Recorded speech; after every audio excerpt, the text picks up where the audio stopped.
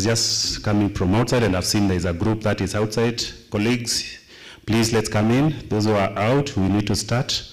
We would like to apologize. We are starting a bit late, almost half an hour late, but we hope we will catch up.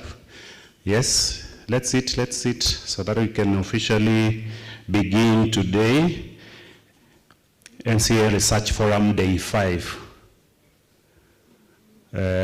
For our colleagues who are attending virtually as well, we like to apologize. Maybe you already logged in as from 8:30 or earlier than that.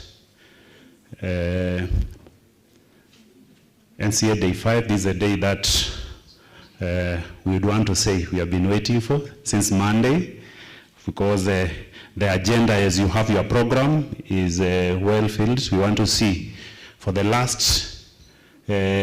next few years where we would want to take the construction industry, what is ahead of us, and that is ready, prepared by the presenter. The panelists are ready, and all of us should be ready to indulge and discuss the agenda for today. So without much ado, I would like to request we stand for a word of prayer. I don't know whether from where I stand, I can see anyone who is spirit-filled. I want to call one of my colleagues. Gesora, please, if you can lead us with a word of prayer.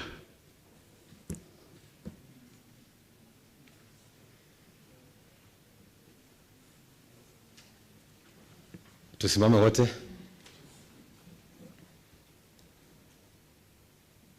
Let's pray. Mungu wetu uliye juu mbinguni, tunakushukuru kwa asubuhi njema. Jina lako litukuzwe kwa sababu unatupenda. Jina lako litukuzwe kwa sababu umeona ni vyema tuweze kufika mahali hapa. Tunapoanza asubuhi ya leo kujadiliana kuhusu mambo ya ujenzi, tunakuhusu na tunakuomba uwe nasi tangia mwanzo mpaka tumalize vizuri. Wabariki ambao wako njiani wanakuja kwa ajili ya kazi hii, ili waweze kufika salama salmin. Kuwa nasi mpaka mwisho, tumeomba kupitia jina la Yesu Kristo aliye Mwokozi wetu. Amen. Thank you, Paul. Since Monday, and I do know that we have been interacting, we do almost know each other's names and where we tread, what we do, what our hobbies. My names are Architect Stephen Mwilu. I'm the manager in charge of compliance at National Construction Authority. In initials, in the office, I'm called MC, Manager Compliance. In today's function, I'm your MC too, but not Manager Compliance, but a Master of Ceremony. In front of me, I can see my former lecturers, my former teachers. I can see colleagues at the National Construction Authority. I can see other colleagues in the field professionally. And of course, we have still met some others, friends here. We have met friends here whom we didn't know. And it's usually part and parcel of our daily life. The next presenter that I want to introduce is actually my boss, the General Manager Registration and Compliance, who will give the opening remarks for today, and hopefully she'll as well touch on what we do in registration and compliance. Karibu GM, QS Susan Ruto. Tunaweza mkaribisha, please.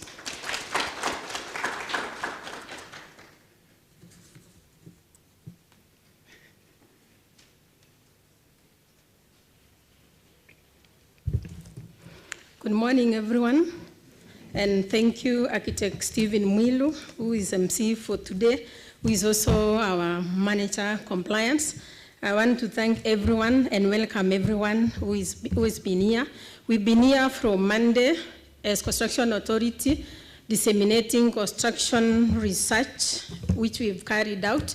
We've so far done 4 of the researches, and these researches, it was developed through a NACRA agenda, that is 2014-2017, whereby it had 17 main broad areas of thematic areas.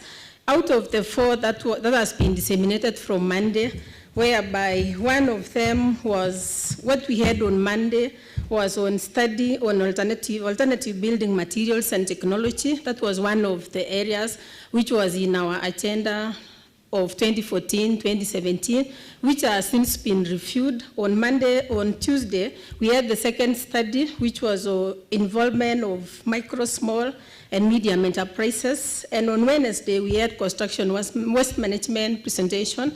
And yesterday, which was Thursday, we had another presentation on building failures. And today, we are on our day 5, where we will look at priorities of NACRA agenda, which is NACRA agenda 2020-2025. This is National Construction Research Agenda, which has been revised, has been evaluated, which was as a result of the 2014-2017, which has once been reviewed. So out of this, since in the NACRA agenda or in the research areas, there are several areas of research which can be carried out. But because of limited resources in terms of finances, even in terms of human resource, as authority, we cannot be able to carry out all these researches at the same time. And therefore, the need for prioritizing, for identifying the areas of these researches. And this NACRA agenda, it has been stakeholder-driven, that is industry, stakeholder-driven activity, because as NCA, we cannot do it alone. So it has been done through the collaboration from our partners, from our stakeholders, academia, and this has been led by the universities, which has been led by University of Nairobi. We've had Dr. Mbata, and also Professor Rukwaro, and also Chekewat, whereby it was led by Dr. Oyaro. So we've been able to evaluate all this. With all the other stakeholders, we've had professional bodies, professional association, and also the other regulators in the construction industry. So at this juncture, I want to appreciate all our participants, all our stakeholders who have participated in this. That is why we've been able to have this long week of this construction research dissemination. So out of the support from our stakeholders, we've been able to achieve this much. So I want to acknowledge the presence of our today panelists. We have Professor Walter Oyawa. I don't know whether he's already here. He's the CEO for NASCOTIC. If he's not here, he will be joining us shortly. I want to appreciate and I want to acknowledge his presence. And also our Dr. Mbata, Christopher Mbata, who was my lecturer. So I want to appreciate you so much. He will be one of our discussants in our panelists today. And also I want to appreciate the presence of a representative from EPK. We'll have Engineer Okere, who is going to be one of our panelists. Thank you so much and welcome to this forum. We'll also have Naputola Wafula, who is from PSRK, that is Board of Surveyors, Registration of Kenya. Yes, he's here, so he will be part of, yes, he's here, so he's going to be part of us. And also, I want to thank all the team, the technical team, who've been with us throughout the week. I know we've been covered so much, and we've been able to disseminate these researches through the help of the support team, the technical team, who has been here with us. So they've been able to disseminate this research through you. And also we have our NCA board. We'll have one of the board members who will be joining us. I haven't seen Professor Pulicha. He will be one of the team who will be here with us. So maybe once he comes, we'll give him an opportunity to say hi to the team. And also, finally, we have NCA team. We have the management of NCA and other NCA team who has been here. So I want to appreciate all of you, and I want to welcome all of you to today's forum. I'll not also forget to acknowledge the presence of Professor Sylvester Masu, who is also here with us.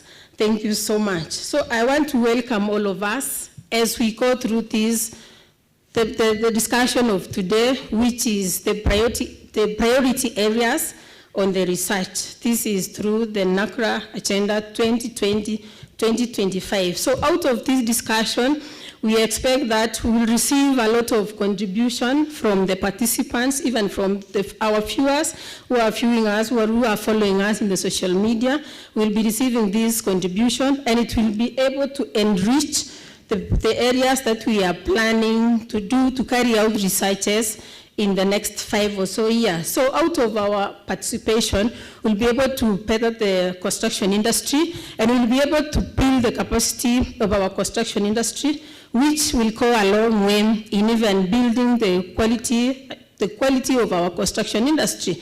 As you were saying, our manager compliance, he talked about what we do in registration and compliance. Yeah, so what we do in registration and compliance, it is about the compliance in the construction industry, assuring that there is quality in the construction industry. So how to assure quality in the construction industry is also through most of these researches. That's why when we went through the discussion on the reasons for failures, there were so many reasons. So I'm sure all of us, as we come together, as we work together, will be able to eliminate most of these challenges.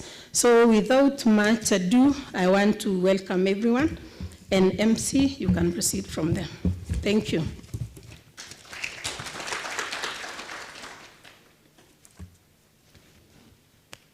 Thank you, GM.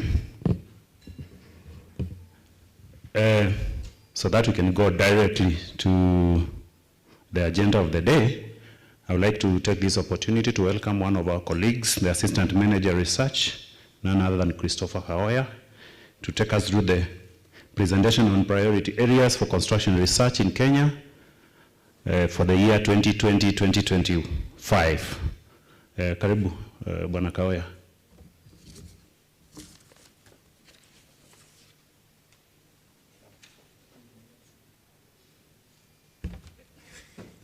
Sorry. Christopher is asking me, how many minutes do you give him? I want him to take as much time as possible to make a presentation of what he had prepared. Is that in order? Thank you.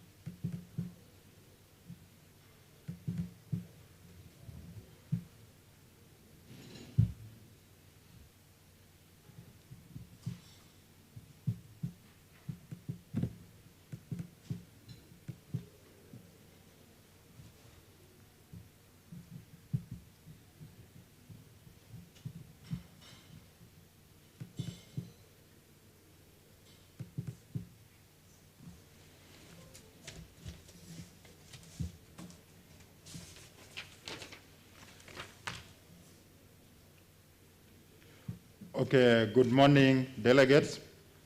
We just want to, I think it has been listed by the general manager, the kind of participation. So we just want to welcome you to, and I'll take you through the reviewed NACRA agenda for up to 2025. The last one, it was for 4 years up to 2017, for 3 years up to 2017.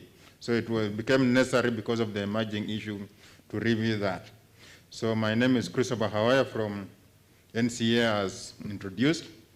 So I'll be able to, firstly just to start off that, just to point out that, as pointed out by the general manager, that this has been a multi-agency, multi-sectoral. There's a team which participated in reviewing this document. So I'll just list the institutions which are involved. We have the University of Nairobi, we have the Kenya National Bureau of Statistics, Kenya Law Reform Commission, Institution of Surveyors of Kenya, Institute of Quantity Surveyors of Kenya, Institution of Construction Project Managers, State Department of Public Works, Kenya Building Research Center, State Department for Housing and Urban Development, State Department of University Education and Research, State Department of Vocational and Technical Training, and the Kenya Property Developers Association. Quite a number of members, they are even genders, some of them are physically here and even some are following us online. So they are under the leadership of the National Construction Authority. So I'll just go to the agenda.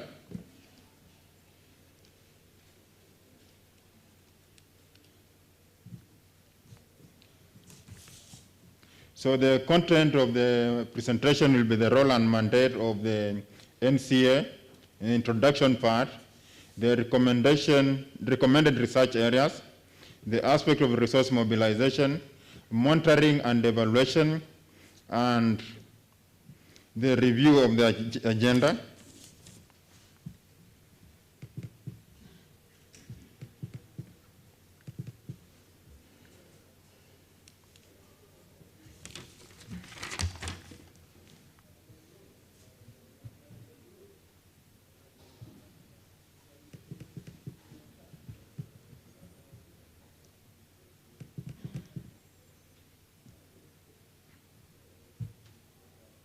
So I don't know, maybe you can adjust the screen a bit because I cannot see the very clearly so that we...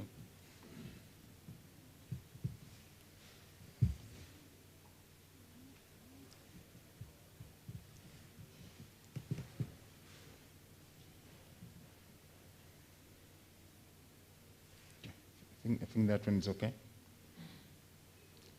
Okay, the role and mandate of the National Construction Authority is an aspect of promoting quality assurance in the construction and build environment, the training of the key industry stakeholders, the provision of consultancy and advisory services, the accreditation and registration of contractors and skilled construction workers, the promotion, standardize and expansion of the industry, and key one, which why we are here, is the undertaking research in the construction industry and the build environment.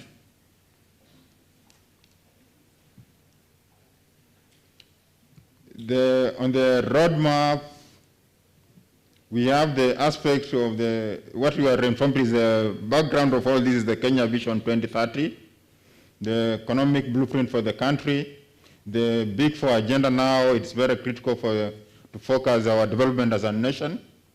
And we have the strategic plan for the National Construction Authority, which guides our operation.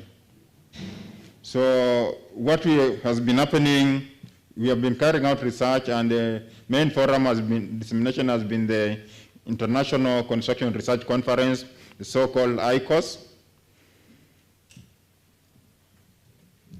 which has been the avenue of that. And also now this kind of forum whereby we are able to disseminate what has been done.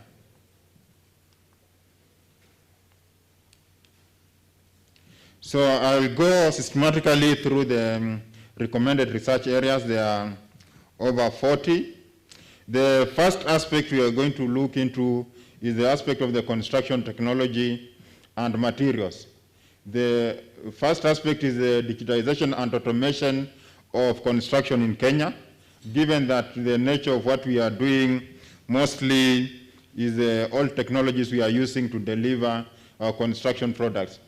The issue of sustainability of technologies and the issue of indigenous construction materials, which are available in the country, the industrial systems for construction components, the use of alternative and emerging technologies for construction products in Kenya, the standardization and approval mechanism for building materials, components, equipment, technologies, and systems. The second, I just want to point out that the structure of the agenda is in 8 thematic areas. So the second thematic area is the aspect of construction management, is research on the management of specialized contract works in construction projects in Kenya, investigation of the current construction project management practice and its impact in the country, and on the socio-economic impact of factors of project performance, industrialization of construction project management in the part of the construction project delivery processes. The third area is the aspect of risk and safety management in regard to construction industry and the built environment. So there's an area of the risk assessment and management practices for construction projects in Kenya, integrated disaster and risk management and preparedness in construction sites in the country. We have the issue of the construction failures, which I think it was also presented on the issue of the collapsing of buildings or buildings which fail. And so there's a research on the state of occupational safety and health in the construction industry, the maintenance and functionality of construction products, infrastructure and buildings, the risk associated with COVID-19, the consequences and the effects of COVID-19 with the construction industry. The fourth area is an aspect of the environmental issues which are very critical. The issue of the climate change, the issue of geological, ecological, social, cultural characteristics in the construction industry in Kenya. The issue of the Great Rift, are we also in danger of the issue of earthquakes? Supposing earthquakes now hit some areas in our country, will we be safe in our buildings and even the infrastructure? What is happening in Nakuru, the issue of those geotechnical issues, we don't know, because we need also to look into that further and interrogate that. It can have a very negative impact to what has already been built. The issue of sustainable methods of harvesting natural resources for construction purposes, the issue of the sand, the issue of the stones, the issue, especially now what is critical is the issue of the forest cover, the timber availability in the country. Is it sustainable? Is it available and is it affordable? The issue of emerging, which relate to climate change resilience, the issue of the smart cities, the green building, aspects of that, intelligent buildings, we need to look into that. The aspect of waste management practice in the construction, which was subject of the matter and even in this forum, because what was done, probably if you could realize, there's a lot when we talk about the issue of the waste management in the construction industry. It's a very broad area, so we'll still probably focus on that. The other aspect is imported construction materials, technologies, and impact with the domestic construction industry. That what is the balance of payment issues if we import a lot and export very little, or we don't utilize the local one, the value addition to the construction process. So the fifth area is the aspect of the construction economics. The issue of the affordable, appropriate construction materials and equipment by the local practitioners. The status of business development and growth of local contractors. To investigate also the efficacy of the current construction contract payment process, which is a very critical thing, which has come out that it's a very critical area, because if somebody is on the side as a contractor, the aspect of those prompt payment is very critical to ensure that the person delivers and we're able to access funds so that it doesn't stop because they're still following up for the payments. The issue of the project finance mobilization in the construction projects. You look also at the issue of the capacity development in the construction industry. The NCA has been carrying out that capacity building for the stakeholders who are registered, the contractors and the skilled construction workers.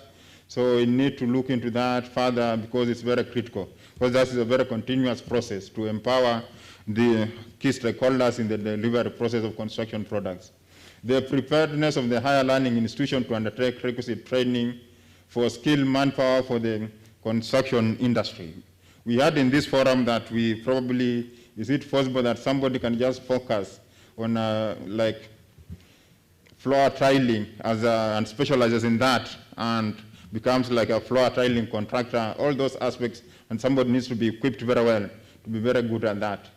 The issue of the specialization in the other developed economies where you see the contractors, we have just a roofing contractor, we have those flooring contractors and and all that aspect. So we needed to look into that, the issue of the specialization, and now training to back up that, to enable that. The capacity building methods of the construction entities is also a critical area. So you look at the issue of the adequacy of the legal and regulatory framework. Is it adequate? The issue of the many laws governing the construction industry, the built environment, and all other related. I think we had in this forum that we have about what informs the building code is the challenge is we have about 100 laws, policies, guidelines that have an impact on the construction industry. So there are so many, so how do you deal with such? The issue of the alignment of existing construction industry laws and regulatory framework for the under the Kenya Constitution 2010, to investigate an implementation of the built environment development laws, regulation policies, and guidelines. The aspect of, I think it was mentioned, the aspect of the building control and development control issues, where we have different players in that. Still, the issue of laws about the issue of the climate change is very critical in ensuring sustainable construction process. The issue is also to investigate the development of public-private partnerships and joint ventures in construction projects within the country. Of course, those ones calls for a different way of altogether different legal environment to carry out the PPP and the joint ventures, which is to us is a new area, much as the other countries, they have utilized it in the delivery for quite a while. We look at the issue of the construction and politics, investigate the value systems, the ethical practices in the construction industry. That this is a very sensitive area because the big construction projects are multi-million, multi-billion, and the aspects of ethics are very critical on that, and the commitment of the various stakeholders in that process to ensure that you have efficiency and effectiveness in the project delivery processes. The aspect of political influence in the projects. We have the major projects like under the CDF, where the members of parliament are involved in that. So, and they also the influence also in other projects. At the county government, some of them, they are just basically also politicians, and we also have the projects there to be delivered by the county government. So the aspect to look into that, the influence in these project delivery processes, vis-a-vis the technical, the professionals to advise on the delivery process without messing up the implementation aspect of that.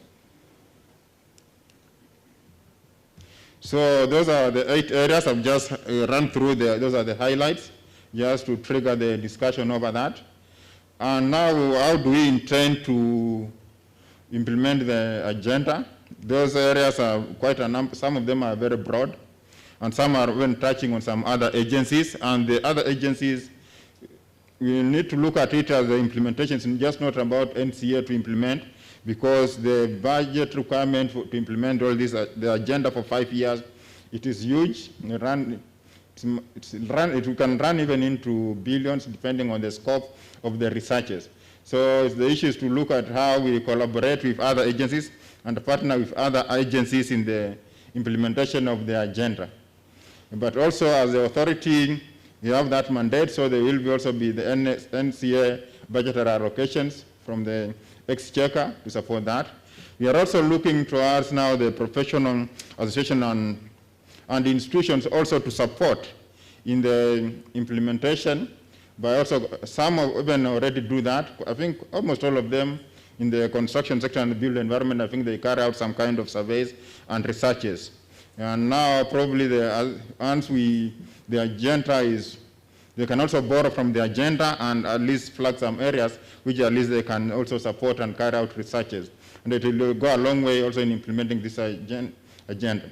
We have the contractors associations, also on the boards. They will be able also to support in that. Probably they can also cause some researches and surveys in these areas under the agenda. Especially, of course, everybody will focus where they have some interest. We also have some other associations, let's say Kenya Association of Manufacturers. Probably they can also carry out surveys, can also, based on this agenda, they will be able to carry out some and inform that. Another thing is the local and international organizations and the universities. We are looking forward, maybe probably now we will continue collaborating with the universities. We appreciate the support from the universities.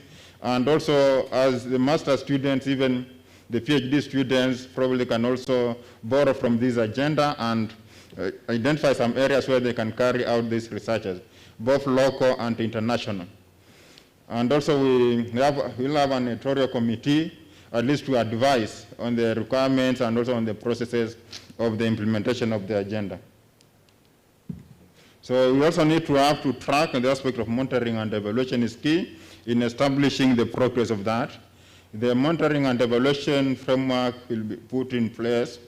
It's already been put in place, at least to check and evaluate the progress made by half yearly, and as need, probably depending on the activities on that. So monitoring and evaluation will be very critical, and the progress and the reports, research will be able to inform on how we proceed. Probably now we have the agenda for 5 years, but we cannot rule out that maybe in the next 2 years, some emerging issues crop up, and there could be some amendment to incorporate such area in the research agenda. Also, we need to look at how now we disseminate the issue of our database and repositories for these studies and all, to disseminate effectively for implementation. Because the core of it is the applied research, because it needs to be implemented to have an impact in the society, in the country, and even beyond. So the agenda is listed to, and has a lifespan of 5 years, but as I've mentioned, based on the monitoring and evaluation, that amendments probably in messages that can be recommended to handle emerging and very critical areas which may crop up. So that's just to mention that, and also there will be quarterly reports in the implementation of the process, the research agenda.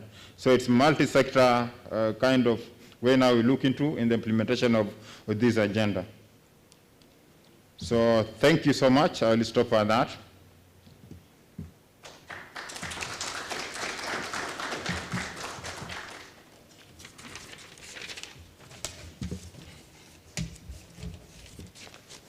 Yeah. Thank you. Thank you, Chris. Let's appreciate Team Better, please. It was direct to the point. Earlier on, when he was asking me the time he has, I thought he'll take almost half the program time that we have, but I can see we are almost catching up with our lost half an hour. As per our program, we are supposed to take an health break, and then thereafter, we come to the discussions. Dr. Architect Ayaro was not mentioned when the discussants were being mentioned, so I thought it would be good to introduce Dr. Architect Edwin Oyaro, who will be the moderator for the discussion. I know he has been involved in the NACRA Agenda 2, that is 2020-2025. And our rapporteur is none other than our colleague, Maureen Mutano. Maureen? Yes, Maureen, I hope we are all ready. The panelists, like it had been mentioned earlier, and I just want to check that we are all in. Professor Hoyawa Walter from Nakosti. Amefika? Oh, he's out. Thank you, thank you, thank you. Mwalimu wetu, Dr. Chris Mbada, from EBK, Engineer Okere, yeah, he's already there. Mr. Nabutola, I think I had seen him. Yes, he's already available. So this juncture, I'd like us to take 15 minutes because of the line, I tend to think so, and the social distancing, so that we can take a healthy break. And thereafter, we'll come and we have the panelists ready here. Dr. Oyaro will take the mantle, and we'll have the time to discuss what the authority is proposing to do in the next 5 years. Thank you.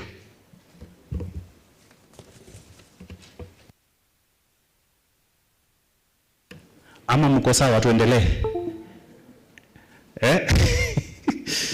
Oh, the moderator, of course, says we better take that break. For our viewers, those who are following us virtually, in 15 minutes we'll be back. Thank you.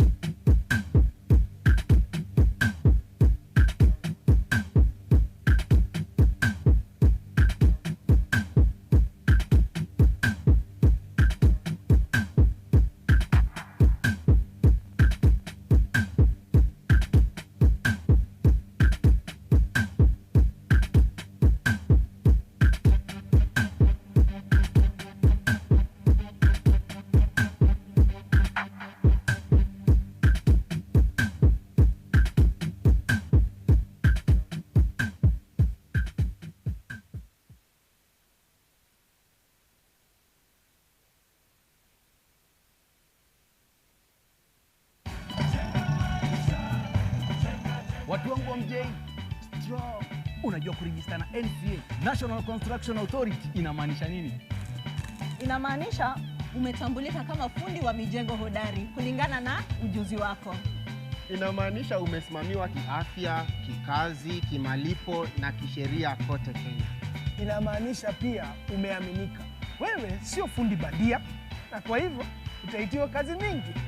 Be sure, Jenga Smart, to ensure the safe construction of all residential, commercial structures, roads and other works. The National Construction Authority is directing all contractors to be registered with and workers accredited by the authority to ensure compliance with the construction regulations of Kenya. Reach our customer care team on 0709 126 173, 0709 126 102 and 0709 126 172. National Construction Authority, building a strong Kenya.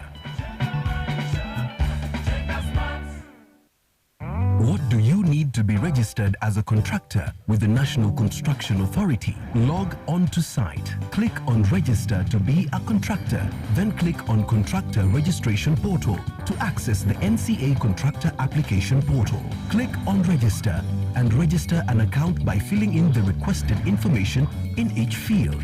Log into your account with the national ID or passport number and password used when registering your NCA account.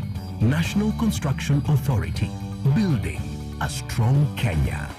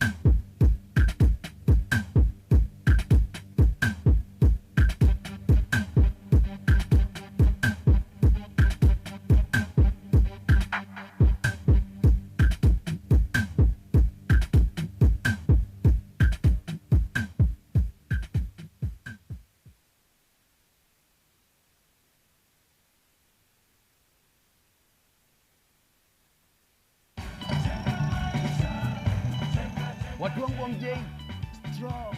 Unajua kurejista na NCA, National Construction Authority, inamaanisha nini? Inamaanisha umetambulika kama fundi wa mijengo hodari kulingana na ujuzi wako. Inamaanisha umesimamiwa kiafya, kikazi, kimalipo na kisheria kote Kenya. Inamaanisha pia umeaminika. Wewe sio fundi bandia, na kwa hivyo utaitiwa kazi mingi. Be sure, Jenga Smart, to ensure the safe construction of all residential, commercial structures, roads and other works. The National Construction Authority is directing all contractors to be registered with and workers accredited by the authority to ensure compliance with the construction regulations of Kenya. Reach our customer care team on 0709 126 173, 0709 126 102 and 0709 126 172. National Construction Authority, building a strong Kenya.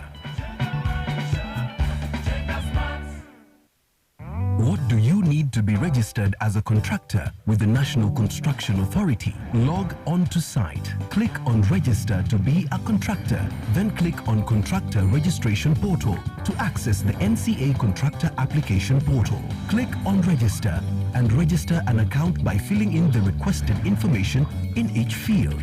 Log into your account with the national ID or passport number and password used when registering your NCA account. National Construction Authority, building a strong Kenya.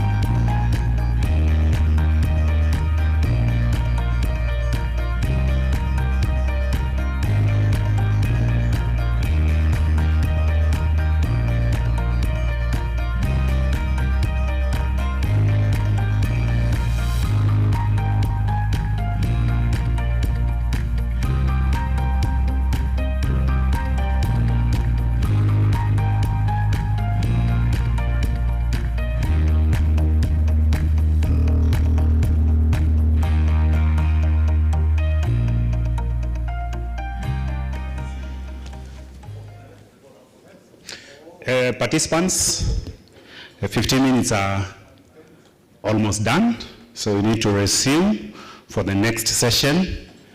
As those who are out are coming in, I do know that when the remarks were being mentioned opening remarks by the GM, she didn't mention that one of our board members will be joining us and is here with us. So I thought, you have been with him actually from Monday, but it's usually good to give an opportunity to your seniors.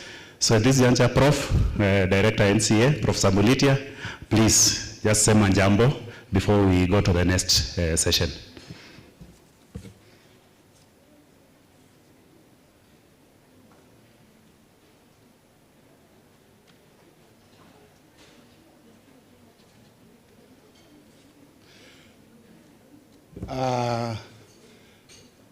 The GM, my good friend Mwilu, our good friend, I've seen my closest friend, Professor Yao, who is one of the panelists, and all the people, the panelists, the people who are attending this conference, those who are following us online, good morning. Yes, this is my second time to stand before you, and today I just want to test the climax. I want to see the goodies that are going to be shared during this meeting today. You have powerful people. If you have Professor Yao here, who has been a close friend of mine, Professor Masu, yes. And then we have Dr. Oyaro here, and all the other members. I believe today I will go a changed person. Maybe I will be inspired to even enroll for one of the engineering courses. So task is on your side. But anyway, today in the morning, I just want to thank the presenter who opened the session this morning with a presentation that now marks the climax of the panelists here. We want to appreciate as a board that the journey that started on Monday, whose climax is today, we want just to appreciate that we have learned a lot from you, and we believe that you have also learned something from us. This should not be the end of our interaction. Let it be a beginning that we are happy, and as a board and as authority, we shall be happy to have you as our permanent partners, collaborators, and also to help us as we champion to ensure that we have the best standards in the construction sector within the country, and be the country that East African region and Africa as a whole will want to come and benchmark. We have the best brains within us, and let's utilize it. Let's share, be free, and I don't think there's anybody with monopoly of ideas, even as a board. As an authority, we don't have that monopoly of ideas, and that's why we have opened ourselves to you, public, to learn something from you. Those friends of ours following this session from overseas, from any other part of the country, we just want to appreciate your contribution, and at the end of this session, whatever contribution that you have given to us, we are going to have our closed-door meetings and see how we can adopt some of your recommendations. And we believe that in the next activity, either in the course of the year or next year, God willing, we shall have maybe your contribution as one of the themes that will form part of our deliberation as a conference. Otherwise, I just want to wish you well.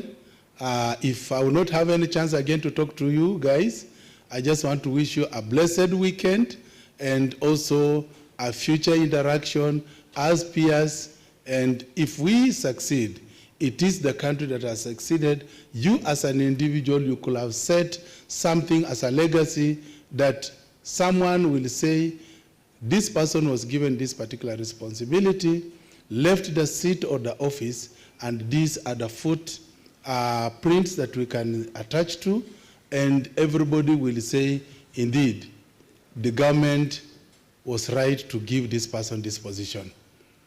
I just want to challenge men in this room that from Monday to Friday today, I'm really challenged that now the world as a whole is actually being shaped or transformed by our counterpart who are the female. If you look in this house, in this room, you will see that majority, 3/4 of the attendees in this hall or room, they are ladies. That means you are ready to take the mantle. That's right. May God bless you. When America produces the first vice president as a lady, we are seeing something. I'm not saying anything, but I just want to wish you well. Mungu awabariki.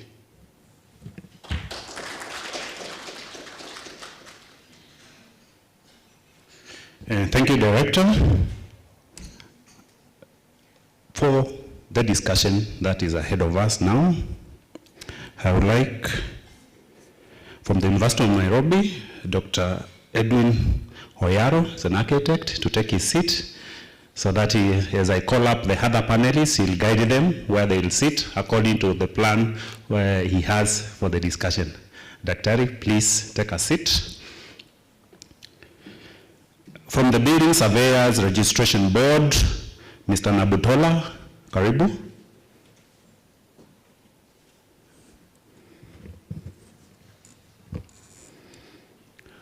From the Engineers Board of Kenya, Engineer Okere, please.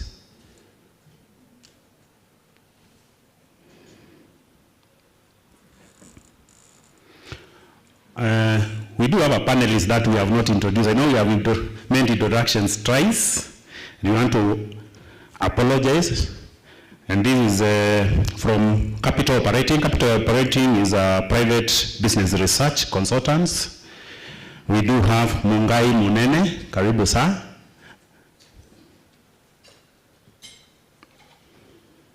From the University of Nairobi again, Dr. Christopher Mbada, who has been the chair of NACRA Agenda 2, karibu sa.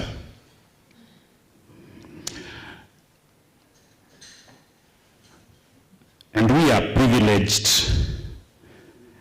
to have as one of the panelists, the CEO of NACOSTI. This is the National Council of Science, Technology and Innovation, Professor Walter Oyawa. Let's welcome with a word with a clap, and of course we extend it as we appreciate all the panelists.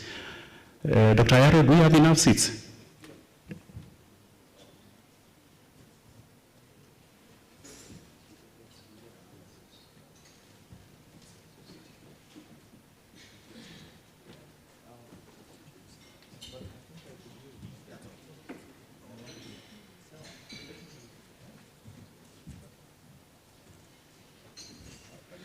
So let me welcome Dr. Oyaro. Please proceed. So good morning, everyone. Thank you so much, architect, for this opportunity. As I've been introduced, my name is Edwin Oyaro Ondieki. I'm a trained architect. I'm also a teacher at the university. I'm your moderator today, so feel welcome. We're going to have a long session, so be ready, maybe 1.5 hours, and I hope that it gets interesting, and I think it will. I know there are a lot of guests in this room today, so, you know, starting with Professor Politia, thanks for showing up, all of you. So we're very privileged to have you on board today. So thank you very much. To start with, I think I will introduce the panelists. And maybe I will ask Professor Oyawa to move this way next to a microphone. Everybody, there are 5 microphones, please. Just be seated in front of one, please. Yeah.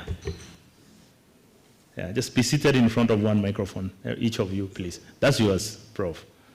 Great. I think I will start by asking the discussants today to introduce themselves, and I will give them 1 minute each, beginning with Professor Walter Yawa.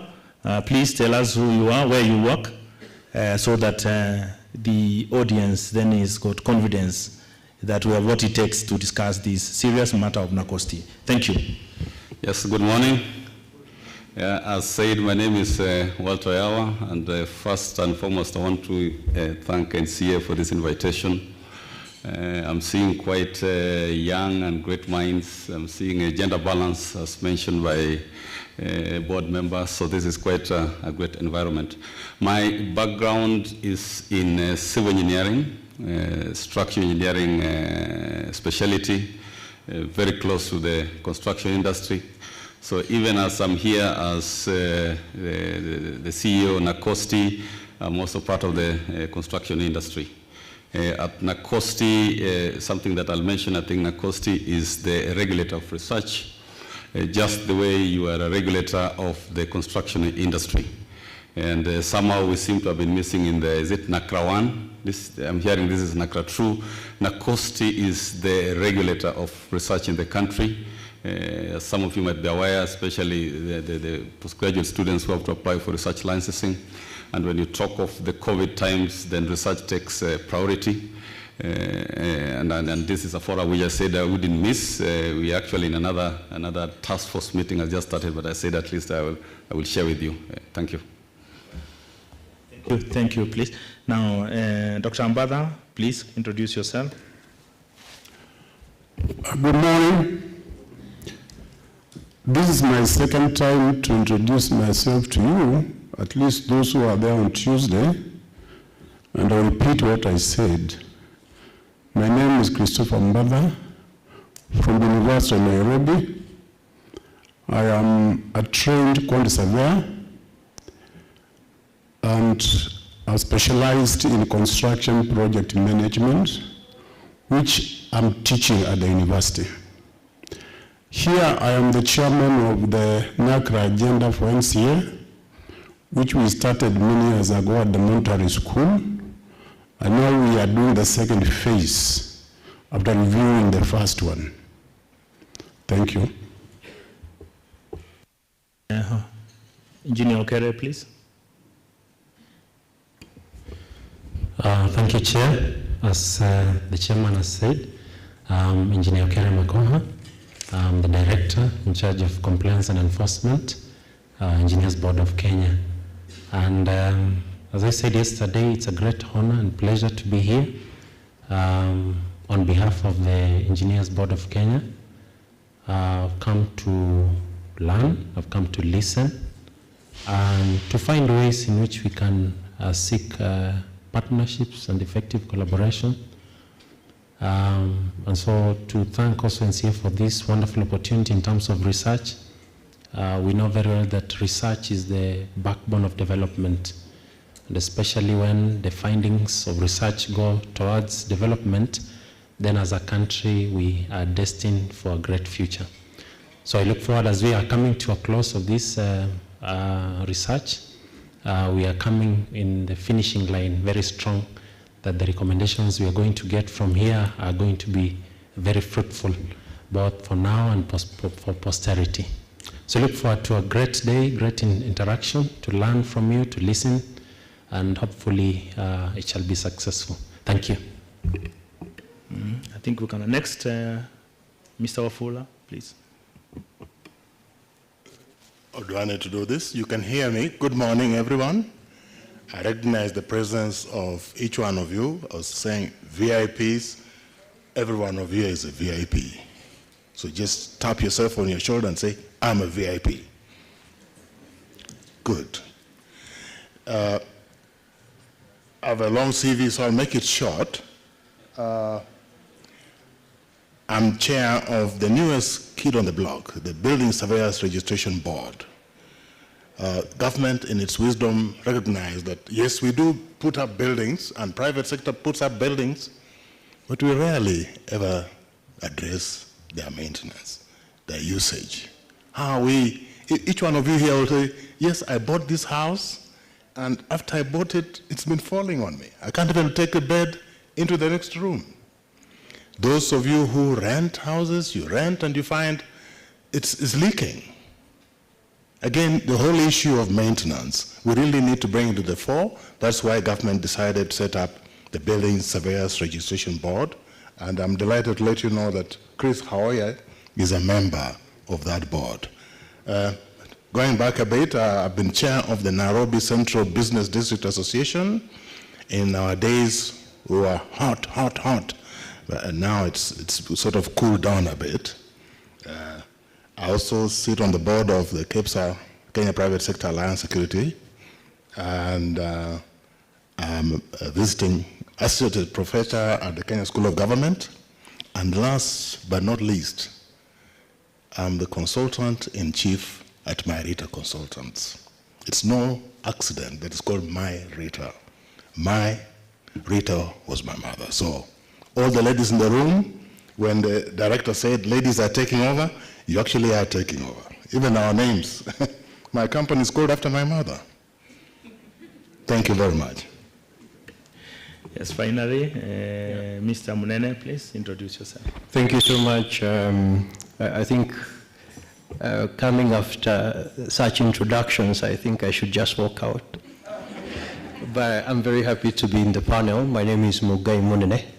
I am managing partner at Capital Operating Partners. We are management consultancy / growth advisory firm based out of Nairobi. Previously, I was head of the PMO office in the Office of the President, and previously was director for infrastructure there. I've also worked as an advisor to CS Macharia, so closer home. I was part of the initial conversations around the affordable housing program in Kenya, as part of one of the reasons I joined government early on. My background is in mechanical engineering. I'm a mechanical engineer. I'm also a sustainability practitioner. Yeah, I think that's my CV compared to the big CVs that have come across. But I'm happy to be on the panel. Thank you. Yeah, thank you so much for those introductions. I'm sure you appreciate that the caliber of people we have in the panel is not a joke. These are people who are really knowledgeable in the industry. They're very knowledgeable in research, and I think we're going to have a fruitful discussion today. Now, I know the participants, online participants who are watching these proceedings. I would request that if we expect that you will be able to make a contribution, please do make a contribution to us, so that then we, by either by sending in your questions or just making suggestions on how we can improve NACRA. Now, NACRA was distributed to stakeholders, and I know that most of you have read this document, and if you haven't read the document, I think then you should still download it and read it, because this is going to form the research agenda for the National Construction Authority for the next 5 years, 2020 to 2025. And that's a long time. We're not saying that we'll not make changes in between. A lot of things are happening in the country and in the world, so we might make some changes on the way. Yeah, so it's not like we're making a document that is cast on steel, and so that is it. It's not. So we may make changes on the way. Now, so that I don't take too much time, I will start with the first discussant, that is Dr. Mbada. As you know, Dr. Mbada is the chairman of NACRA, was the chairman of NACRA 1, he's the chairman of NACRA 2, and so he's got a lot of experience on this. And it's only in order that he be the first one to respond to one of the questions that I have for him. Now, the question for Mbada is, Dr. Mbada, is that NACRA, the 2020-2025 version that we've just developed, that we are still developing, identifies more than 40 areas of research in the construction industry. Now, do these areas address the core of the ills bedeviling the construction industry? And what are the gaps and how can they be narrowed? Dr. Mbata, please. Thank you, Edwin. Let me start by congratulating NCA for organizing this agenda since the time we started. For a long time in this country, we have not taken research seriously. And wherever it has been done, and especially in the academic institutions, it's normally for academic purposes. And most of the findings are not known by anybody else except the examiners. And the theses, the reports are lying in the libraries. Very good works. But nobody has ever bothered to look or to see how this can be implemented in reality. I'm hoping that NCA will not only guide the agenda, but will also look for a way of linking it to implementation. One, in form of policy, and two, maybe in form of preparing manuals where possible that people can use. Having said that, I want to say the word here is core ills. Underline the word core.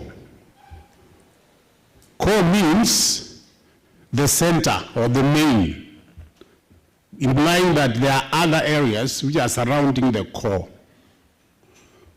Now, focusing on that core, I would say yes.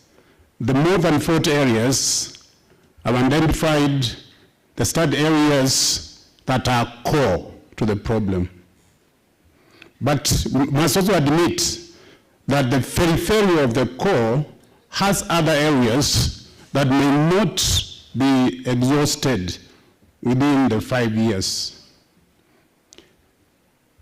We need also to appreciate the rate of change of technology. When I first met the computer, I remember it was an analog system that was housed in Chiromo in a room like this one, full of valves, diodes, wires, and we were only getting the terminals at education building when we were doing our masters. We could not see the computer. From there, we got the desktop with a floppy disk. Then that was developed again into smaller CDs. Today, we have the nanotechnology. Very small chips, which can contain thousands and thousands of megabytes and gigabytes. I'm talking about since 1983 up to now. It's a short period, but the change is so much that a lot of those computers are now lying in the stores, and we have a problem of disposing them because they are not useful anymore. So compare that also with the construction industry. We expect that the change may be faster than the rate at which we are doing the research. So that when we start with a problem now, under those themes, within the next 2 years, it becomes invalid. It becomes inapplicable. It's not necessary to research on that because of the change in technology. So that way, you find we cannot really guarantee that we have exhausted the areas because of the rate of change. Again, it is not possible in nature to be contingent, to include all possible areas. So there are gaps. I'm not saying what these gaps are, but in every of these topics, in every of these study areas, you can have many more sub-areas. It's also good to note that what you have given, or what has been posed to us, are not topics for research. They are themes. That's why we are calling them study areas. An interested researcher or candidate would be guided by that theme and then propose a topic, propose the objectives, identify the problem, state the problem, and then do research at that topic. So one area may generate many more topics. So that's what we need to appreciate and to encourage potential researchers to take interest in one of these areas and generate their topics. Thank you, Madam Moderator. Thank you so much, Dr. Mbada. I think it's been clear that the NACRA is not, we can't say that, NACRA covers everything, because we do not know of the areas that will be arising as time goes by. So obviously, it's a work in progress. And I think that is, right to say that. Now, the second question I want to ask is, I will want to be addressed by Munene. Munene comes from, from the business community, basically. And he's an engineer himself, and I think he should be able to answer this properly and be able to tell us where we are. So the construction is highly rated with regard to its contribution to Kenya's GDP. He said that construction is number 3 after agriculture and tourism. So is research in the construction industry commensurate with its contribution to the GDP? I think Mungai will answer that. And to add on to that, in your opinion, how can industry be encouraged to conduct more impactful research for the industry in Kenya? So Mungai, please. Thank you. I think you need to first maybe start to think about the question from the perspective of like the core sectors, high growth sectors that cause economic development in any country. And so if you look at construction as a foundational sector, which is high growth, and link that to what has been said, that it is not just a sector on its own, it relates to many other sectors. So the ripple effect of one sector to the economy is great. If you view then the construction sector from such a perspective, then you would say that, and then take into consideration the rate of change, for example, that has been described. I think the good example was given about the computer, but if you view the construction sector like any other, where these days you wake up in the morning, by the time you go to sleep, the world has changed. So if you view the rate of change as well from that perspective, then you would argue then that the speed of change in the construction sector sometimes surpasses your ability to keep up. And so research is not always going to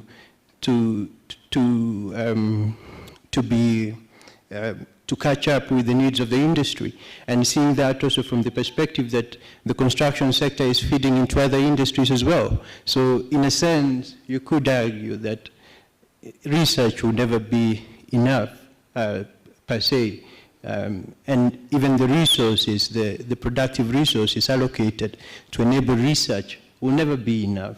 But if then again you perhaps argued that the multiplier effects in an economy are not only top-line measures, but also what people experience, then you could argue that research or sectors, in this specific case, the construction sector, fails to sometimes catch up with the needs of actual people who experience the sector.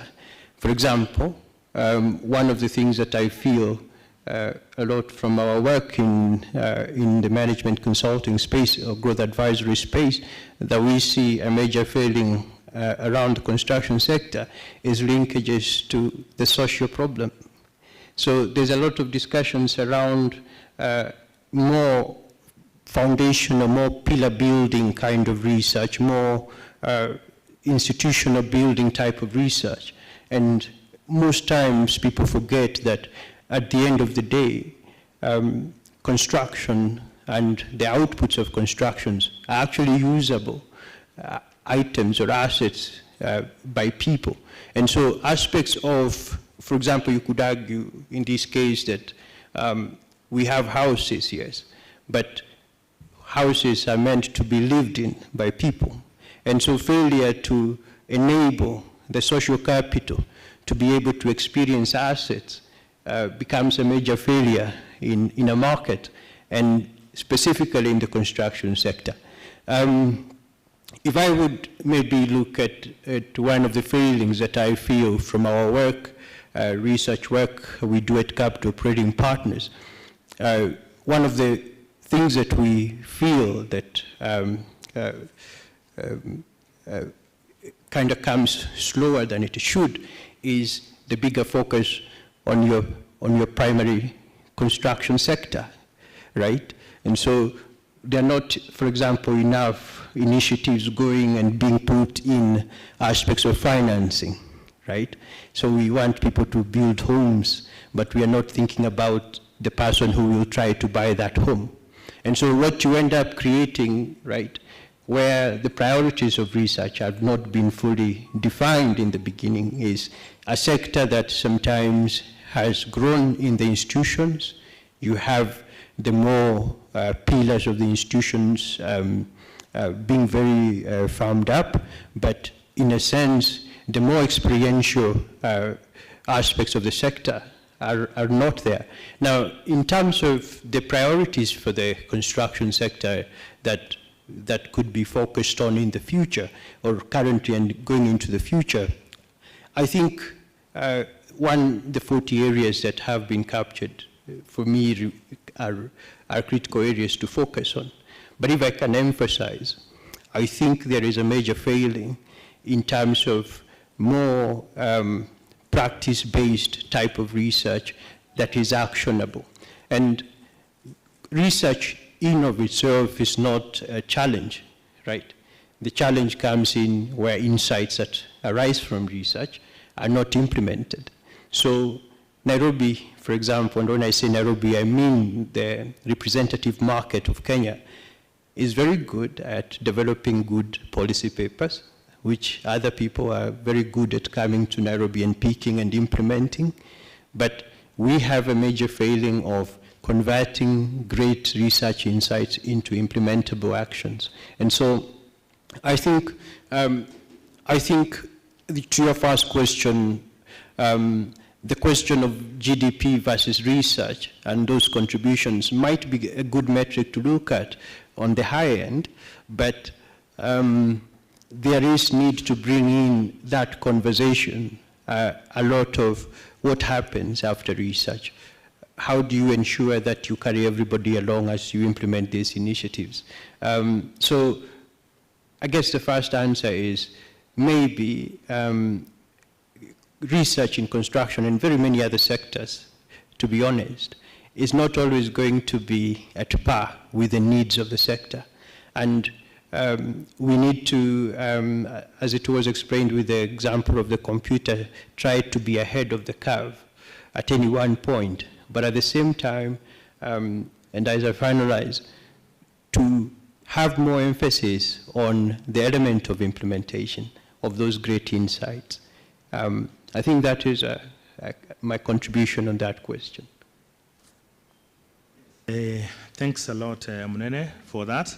I can gather, one of the issues, one of the things you get from this discussion is that the research we do, a lot of research that we've been doing or that we engage in is not actionable. In other words, we're doing research And when you look at the recommendations, maybe at the end of it all, they are not, you cannot act on them. There is no way we can accomplish the objectives of researches, because then it's difficult. And this is really calls upon researchers in this country. You know, we're not like the developed world where people do research sometimes for the sake of research. In other words, what he's saying is that we must do research that is actionable. You know, research that somebody can pick from the shelf and do something about it. However, he has also noted that we are very poor as a country, that whatever it is, the policies we have, even the researches we do, we really don't follow up even those that are actionable. So those are some of the issues.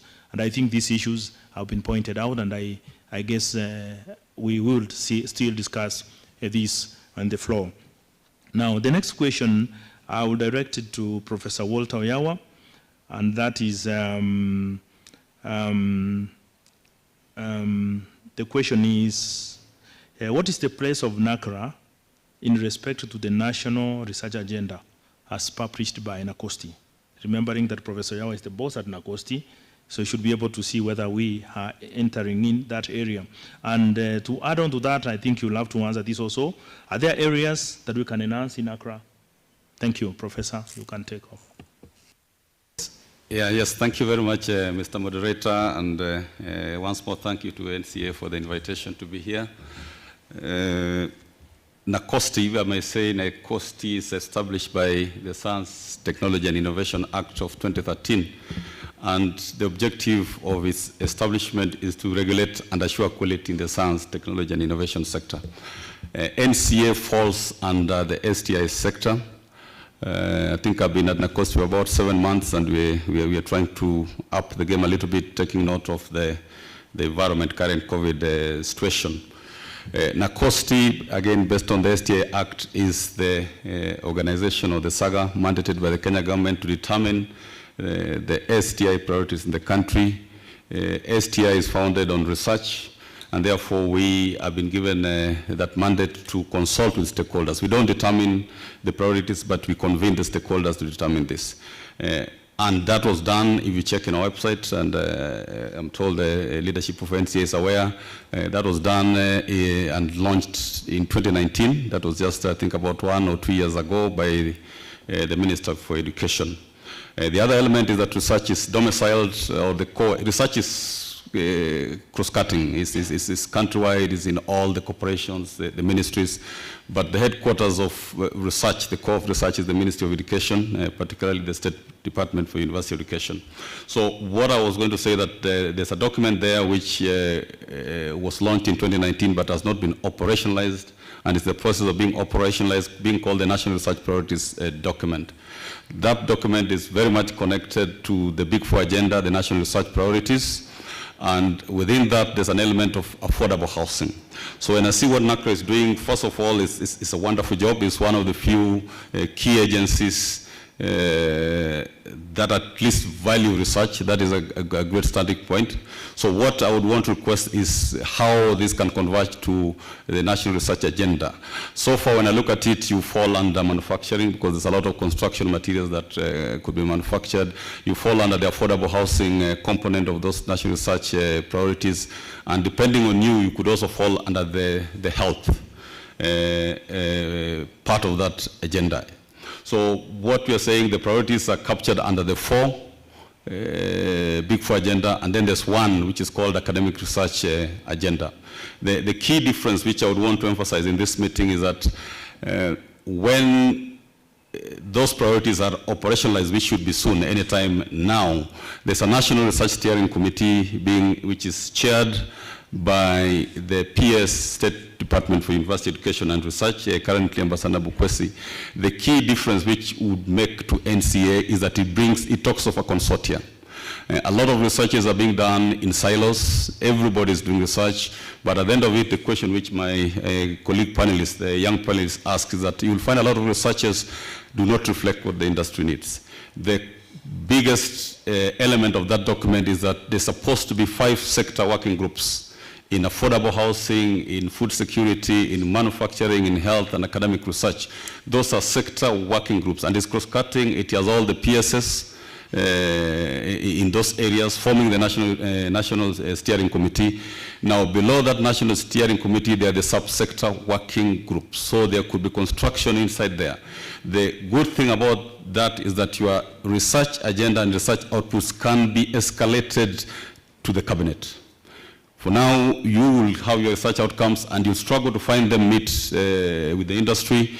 That document allows it to trickle up, maybe up to the cabinet. And we are also trying to up the game of the NCA sector. For those of you in the know, in the countries that are developed, like the US, Japan, you'll find the STI, the National Steering Committee on Science, Technology, Innovation, is chaired actually in those countries by the president. Like Trump was chairing the one in the US, the Prime Minister of Japan was chairing the one in Japan, Malaysia, and Singapore. So there are a lot of researchers. I've been a researcher and I've done a lot of research, but you find at the end of it, they end up in the shelf. In the university where me and Professor Bulitia come from and Dr. Ambala come from, the motivation to undertake research is for promotion in many of the cases. And it ends there. Once you're promoted, you're a professor or you're somewhere, it ends up there. But it should be the other way around. So when you're asking the question that are we in the research agenda, yes, we are on the, would I say we are moving parallel. We are moving somewhere in the same direction, but parallel. We are not on the same pathway. And I would really request NCA, having invested we could have this chat at another time in more details, but there's National Research Priorities document and NCA can figure out where to fit in. In terms of the priorities as indicated by the chair, it's never exhaustive. At a quick glance, I've not had a chance to look to really go into details. I would request maybe in the future, if this is already done, you could focus on project-based or issue-based research agenda or research topics. If you look at like now what is given that national research, you start with the problem. You address Wanjiku, you don't address the professor at the university, you don't address the researcher at NCA, you start with Wanjiku. What is the problem out there? One of them is like the collapsing building. So you start with that collapsing building as you do reverse and try to find what are the research topics there. So that is one of the areas, and I've seen it in your proposals there, collapsing buildings. What are the issues there? There could be so many issues, social issues, technical issues, architectural issues, and so forth. So you go project-based or issue-based, it will speak. If you go very technical, then Wanjiku loses out, and Wanjiku is like when you go to explain it to the politicians who have to give you the money, they will say, what are these people doing? Another area which I think you have captured is like climate change. So maybe if you could, this is just a view, personal view, you could think of the all-encompassing topics, like you talk of construction and climate change, the SDGs. It's a very important thing. It's a global thing that we really cannot ignore. Now, and very much connected to that, because I've seen everything is there, but maybe split. You could talk of sustainable construction materials and technology. That's a big topic that captures architects, building surveyors, social, all the aspects are inside a topic like sustainable construction materials and technology. Another area which likely leads to collapsing of building are what are the human factors in the construction industry. There's a lot because our industry is not fully mechanized. People still make concrete by looking at the eye and say, ongeza maji, punguza maji. So what are the human factors? That's a very, very key area on the construction. And also as mentioned by our younger panelists, and even the chair, the rate of change of things is very fast. It's no longer business as usual. What I think you have heard, they're calling the VUCA environment, and COVID has even worsened it. What you call the volatile, uncertain, complex, and ambiguous. How fast can you churn out what you want? Like now the doctors are being expected to have vaccine, and it's like yesterday. I would want to put it to this forum that have you thought of what are the effects of building on COVID? Because most of the time people spend in a building like this. Can you figure out of materials which can extract COVID from the air here? That would be a major contribution. Rather than aspect for vaccine, you have a material, the paste, especially the architects. You have the ceiling board which can attract the COVID thing, and therefore you are safe out of it. The architects, again, the movement of air in this building. Can you prove that it actually, this room is better than the other one in terms of COVID ventilation and all that? So there are great areas of research. And as somebody who has even tried out research on just the earth, the round earth, and Akech, I think the CEO was one of our students at JKUAT. We have a structure there made of earth, two-story building. It has no steel columns and support, but it's standing. If you went to the normal design codes, it doesn't meet the design codes. But you check at the reality and you do the testing of that building, it stands. And I'm just provoking the youngsters.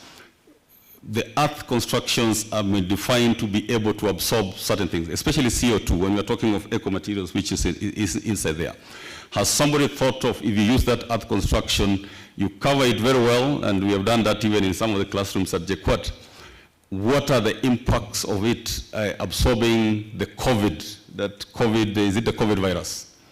With that one, you will impact, and everyone Jiku in the street will be listening when you are told that house. And I think there's a great evidence on that one. I wouldn't want to take much time, but as I said, we can have another forum. At JKUAT, they grew mushrooms in a stone house. Then they also grew mushrooms in an earth house, a very old, ugly-looking earth house. And when, that's not for us, now that's the chemist and I think the Faculty of Agriculture. When they went and took those mushrooms in the laboratory, they found the mushrooms grown in a stone house like this environment has a lot of diseases, a lot of sickness inside. So that tells you something, that there's something very, very paramount on the materials, the constructional materials that are being used. That's a big area. So you can be, what is the impact of building construction on COVID? You can be the doctors of this generation. At JKUAT, again, we have dealt with something like these plant materials, like you talk of the gum that oozes out of the trees, the acacia, or even aloe vera. We have mixed aloe vera with, for example, cement. This is good for the architects. Suppose you created a building which has just like a sauna, which has aloe vera. So as you sit in here, you're breathing aloe vera. What impact will it do? It looks like a joke, but the ground is wide, so that you move away from the typical kind of researches. You are researching on, I don't know, structural what of beams and steel, which we have very little control of. So just in a nutshell, two things. One, NACOSTI is the regulator, and you're supposed to advise the government. So I would plead with the team that once this conference again is over, you will provide us with a report. You're supposed to advise the minister annually on all the researches in the county, particularly the outcomes. And that will put NCA on the limelight, that what NCA is doing, they have discovered this thing. It will find its agenda up to probably the highest level. Then the other one is bring in the titles, if you can condense them into issue-based. Because when you talk of collapsing buildings, it's an issue. A very key area which NCA is involved in. What is the state of buildings in Nairobi? Because when you use the normal standards, which are EU or British-based, which are over-designed, they have high factors of safety, you will condemn almost a big chunk of buildings. And I saw your article the other day was it yesterday, in the Daily Nation? Yeah, if you went this typical standard way, you will condemn so many buildings. But will you be allowed? It will be a social concern. And that's why demolishing buildings has been a hell.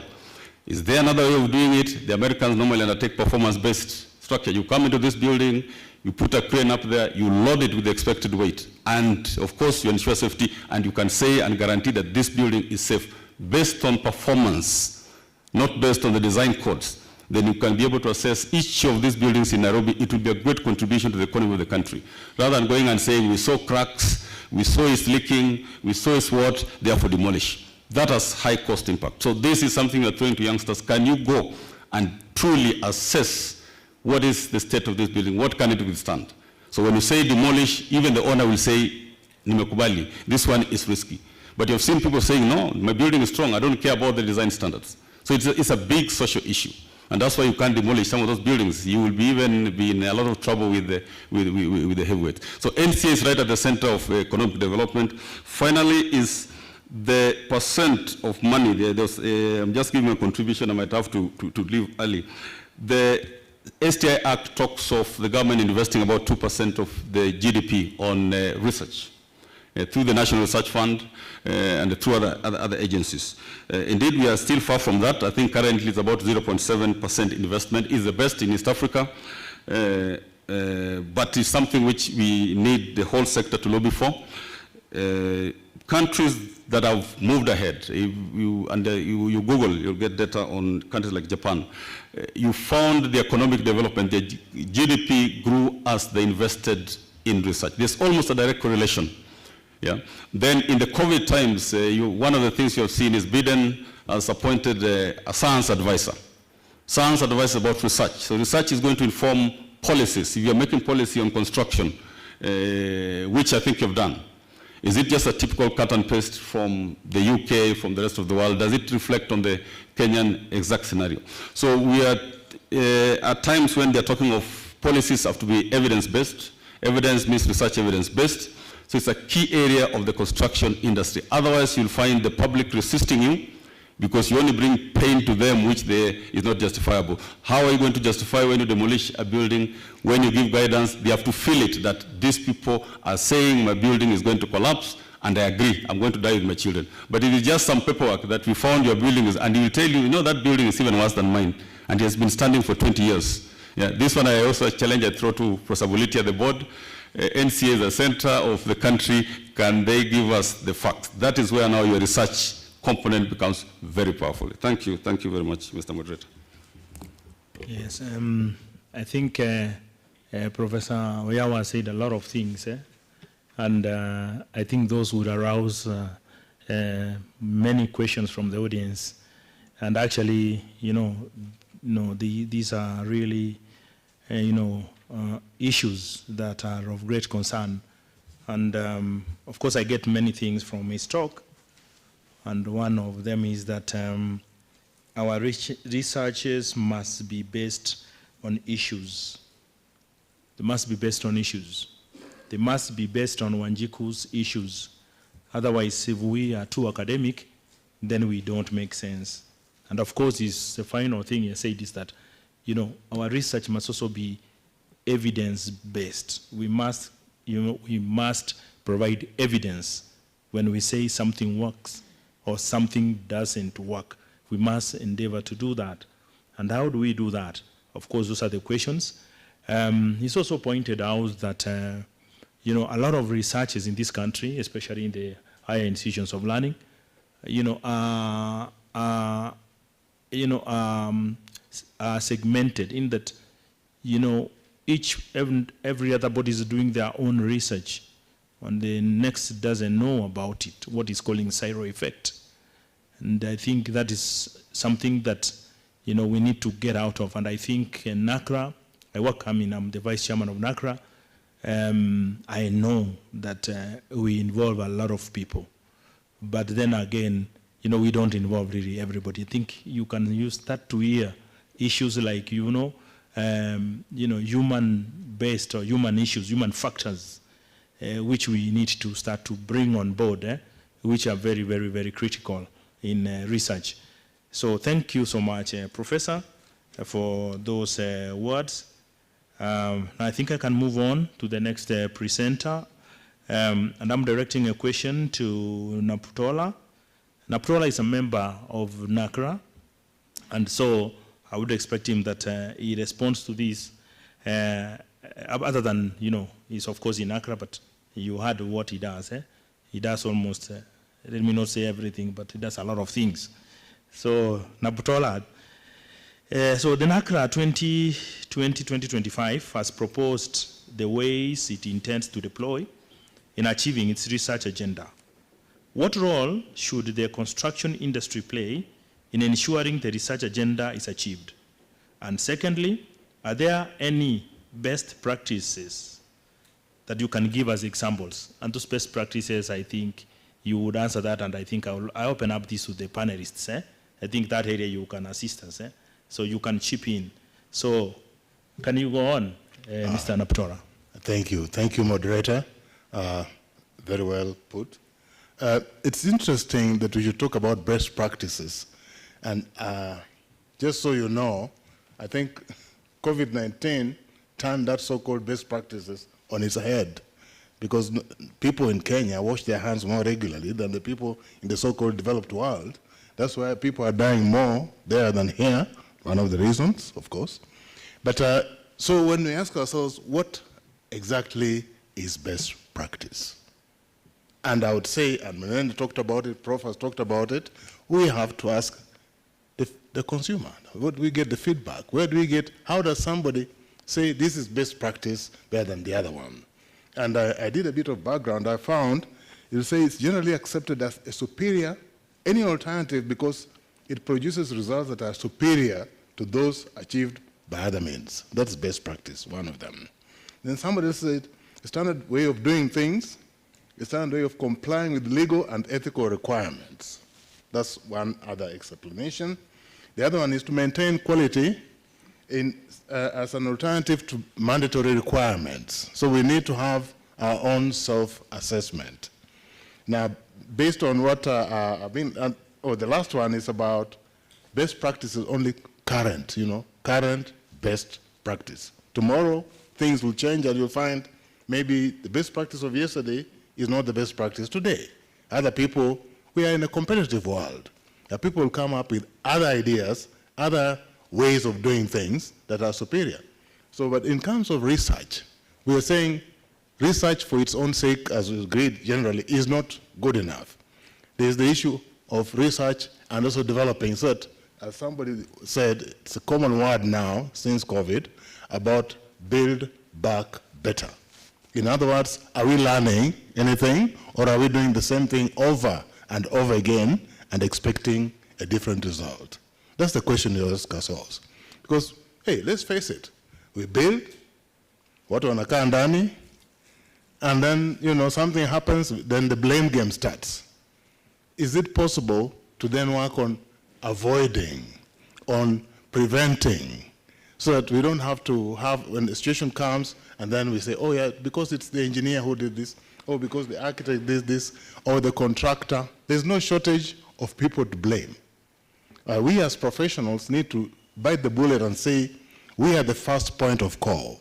We should take responsibility for when things go wrong. There is a proposal, and I think Mr. Yaro will bear me out, which was saying the 6-month defect liability period is grossly inadequate. They are proposing, I think the proposal is on the table, to have a guarantee of at least 10 years, during which time you can then determine, has this material worked well? Has this design served the intended purpose? Again, you go back to the consumer, the customer that Muneme talked about. So it's never always, it's usually, as professionals, like to pat on the back ourselves, but why don't we ask the Wanjiko? Why don't we ask the person who's using it? Do they like how we've designed this? Are they breathing well? Does it, Professor said, does this material absorb COVID, the coronavirus? But by the time we were building, there was no coronavirus. So it will be difficult to now, Prof, to get something, let's say, maybe put something there which can attract coronavirus as it comes. So those are just the challenges that I was thinking. It will never have, we need to step aside as professionals and let the people who use our services tell us if indeed it's meeting their requirements. And in this room, there are many people, many feedbacks, many views. I think the most critical one is the sanctity of life. How well are we catering for the life of everybody, every Kenyan? And here, I'll, with your permission, just move away from the construction industry and let's compare the aviation industry as a, and you'll find Airbus and Boeing, most of their indulgence is actually in maintenance. Because once you take off, you can't say, once you take off, there's it. So really, it has to meet the very, very highest standard, as opposed to a room like this or your own house, where if one bedroom is leaking, you can push the bed on the other side na unaendelea kulala.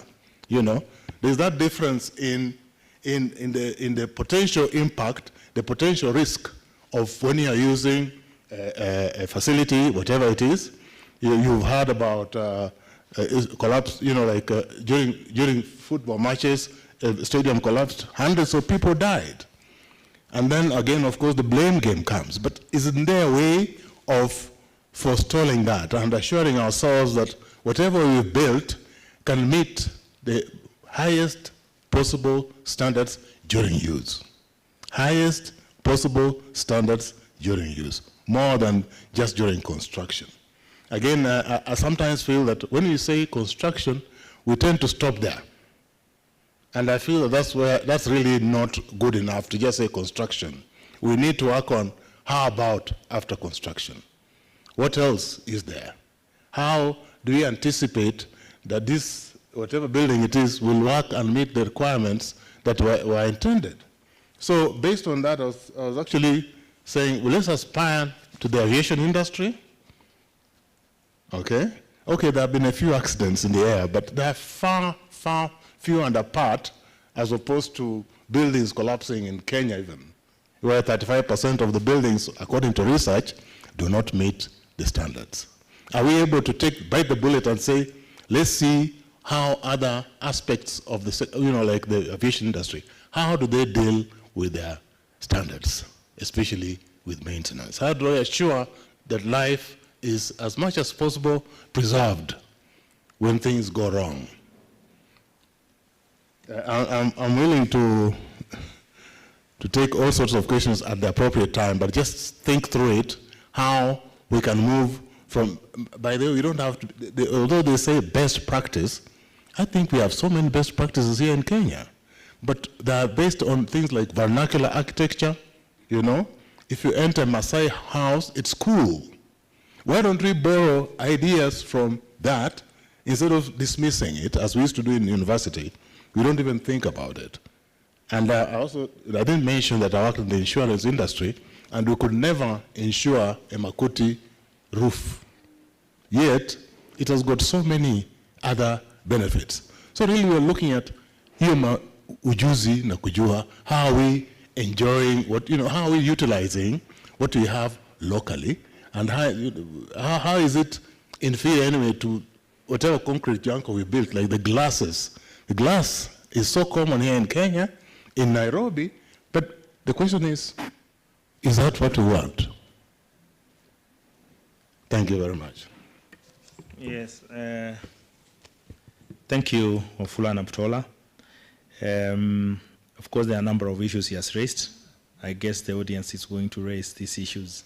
Now, Professor Oyawa is supposed to be attending another function today, and I want to believe that that function may have started already, but he's willing to stay in for a few more minutes. And because of that, I want to stop the plenary.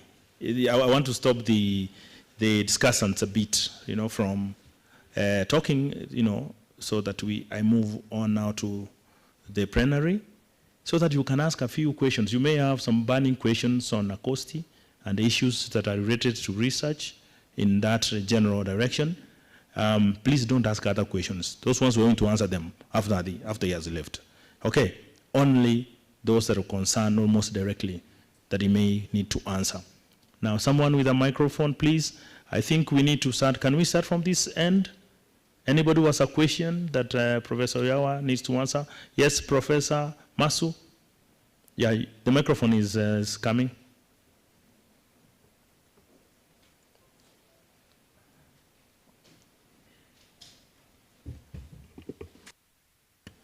Thank you, moderator.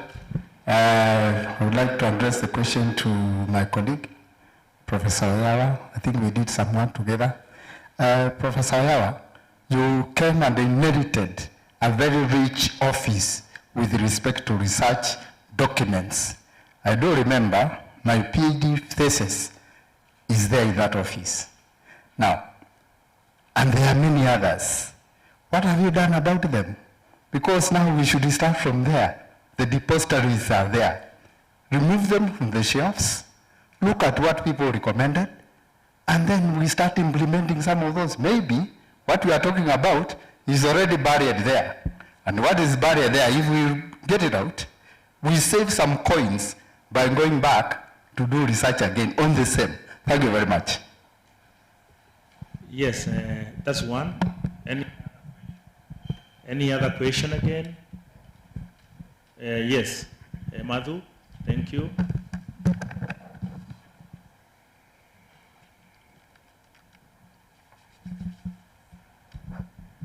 Yeah, Thank you, Mr. Moderator, Dr. Oyaro.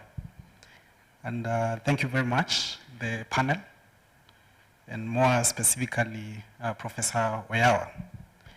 Now, mine is not really a question, but number one is to appreciate the role of NACOSTI in terms of promoting, regulating, and coordinating this space of research in our country.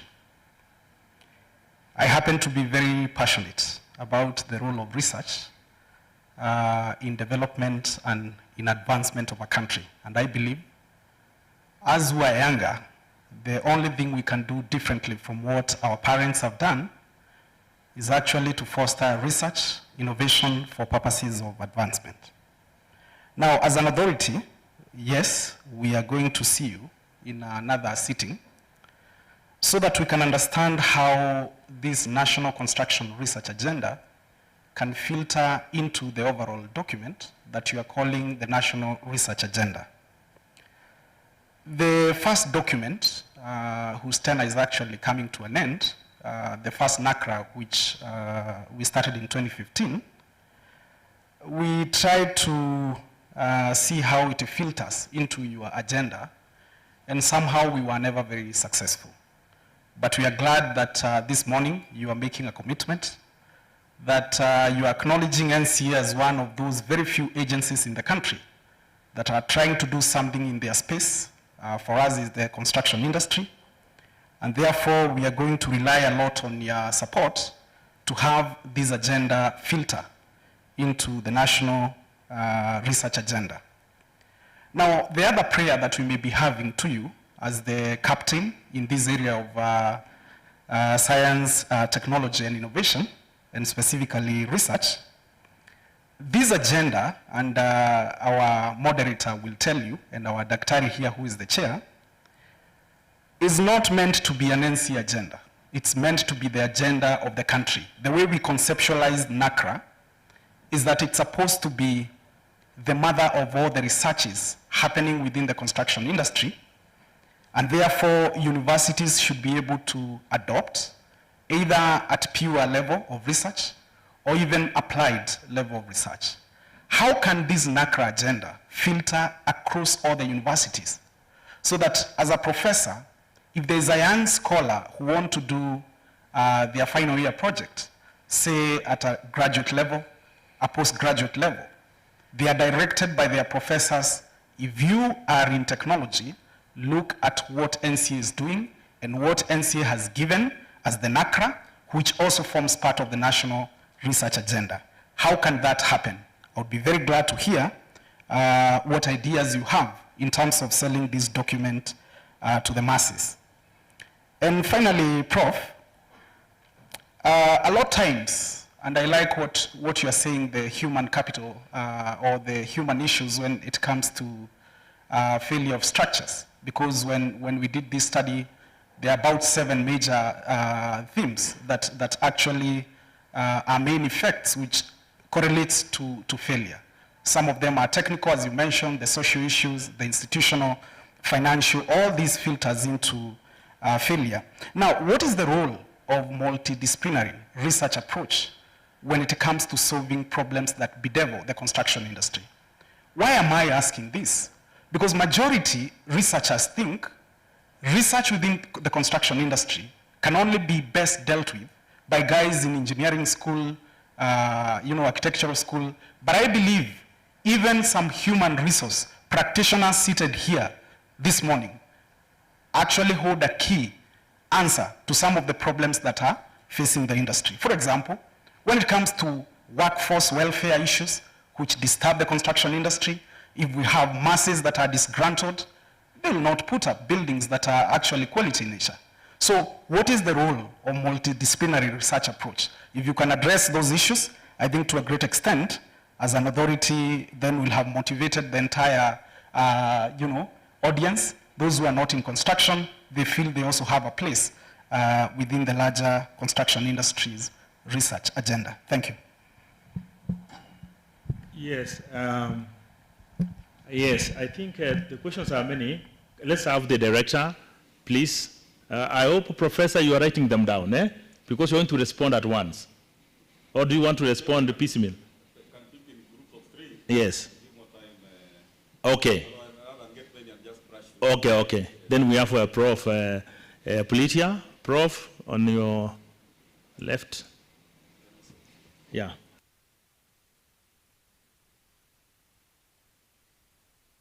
Thank you, the panelists. You are equal to the task. I can see the area you represent. You have really given us what we require. Professor Yaro Oyawa, you have a greater task. You are coming in the office when we have what is called a CBC, the competence-based curriculum. And your docket actually should be able to help this country, to shape this country going forward. And for you to succeed, you need, first of all, to start immediately engaging all the agencies that have the component of research. Therefore, NCA being one of it, KENHA, we have KERA, we have all those agencies that you know in the country. Get all the sectors. I believe each sector has a component of research. And because of that, could you just have a meeting with all these sectors with an aim of coming up with a collaboration with each one of them? Remember, your research agenda, you have a statutory obligation that is actually to all entities, which actually in your budget, you require each entity to provide 2%. Is it 2%? Yes, it will be 2%. And I know there's a debate to raise the same figure to 5% of the budget.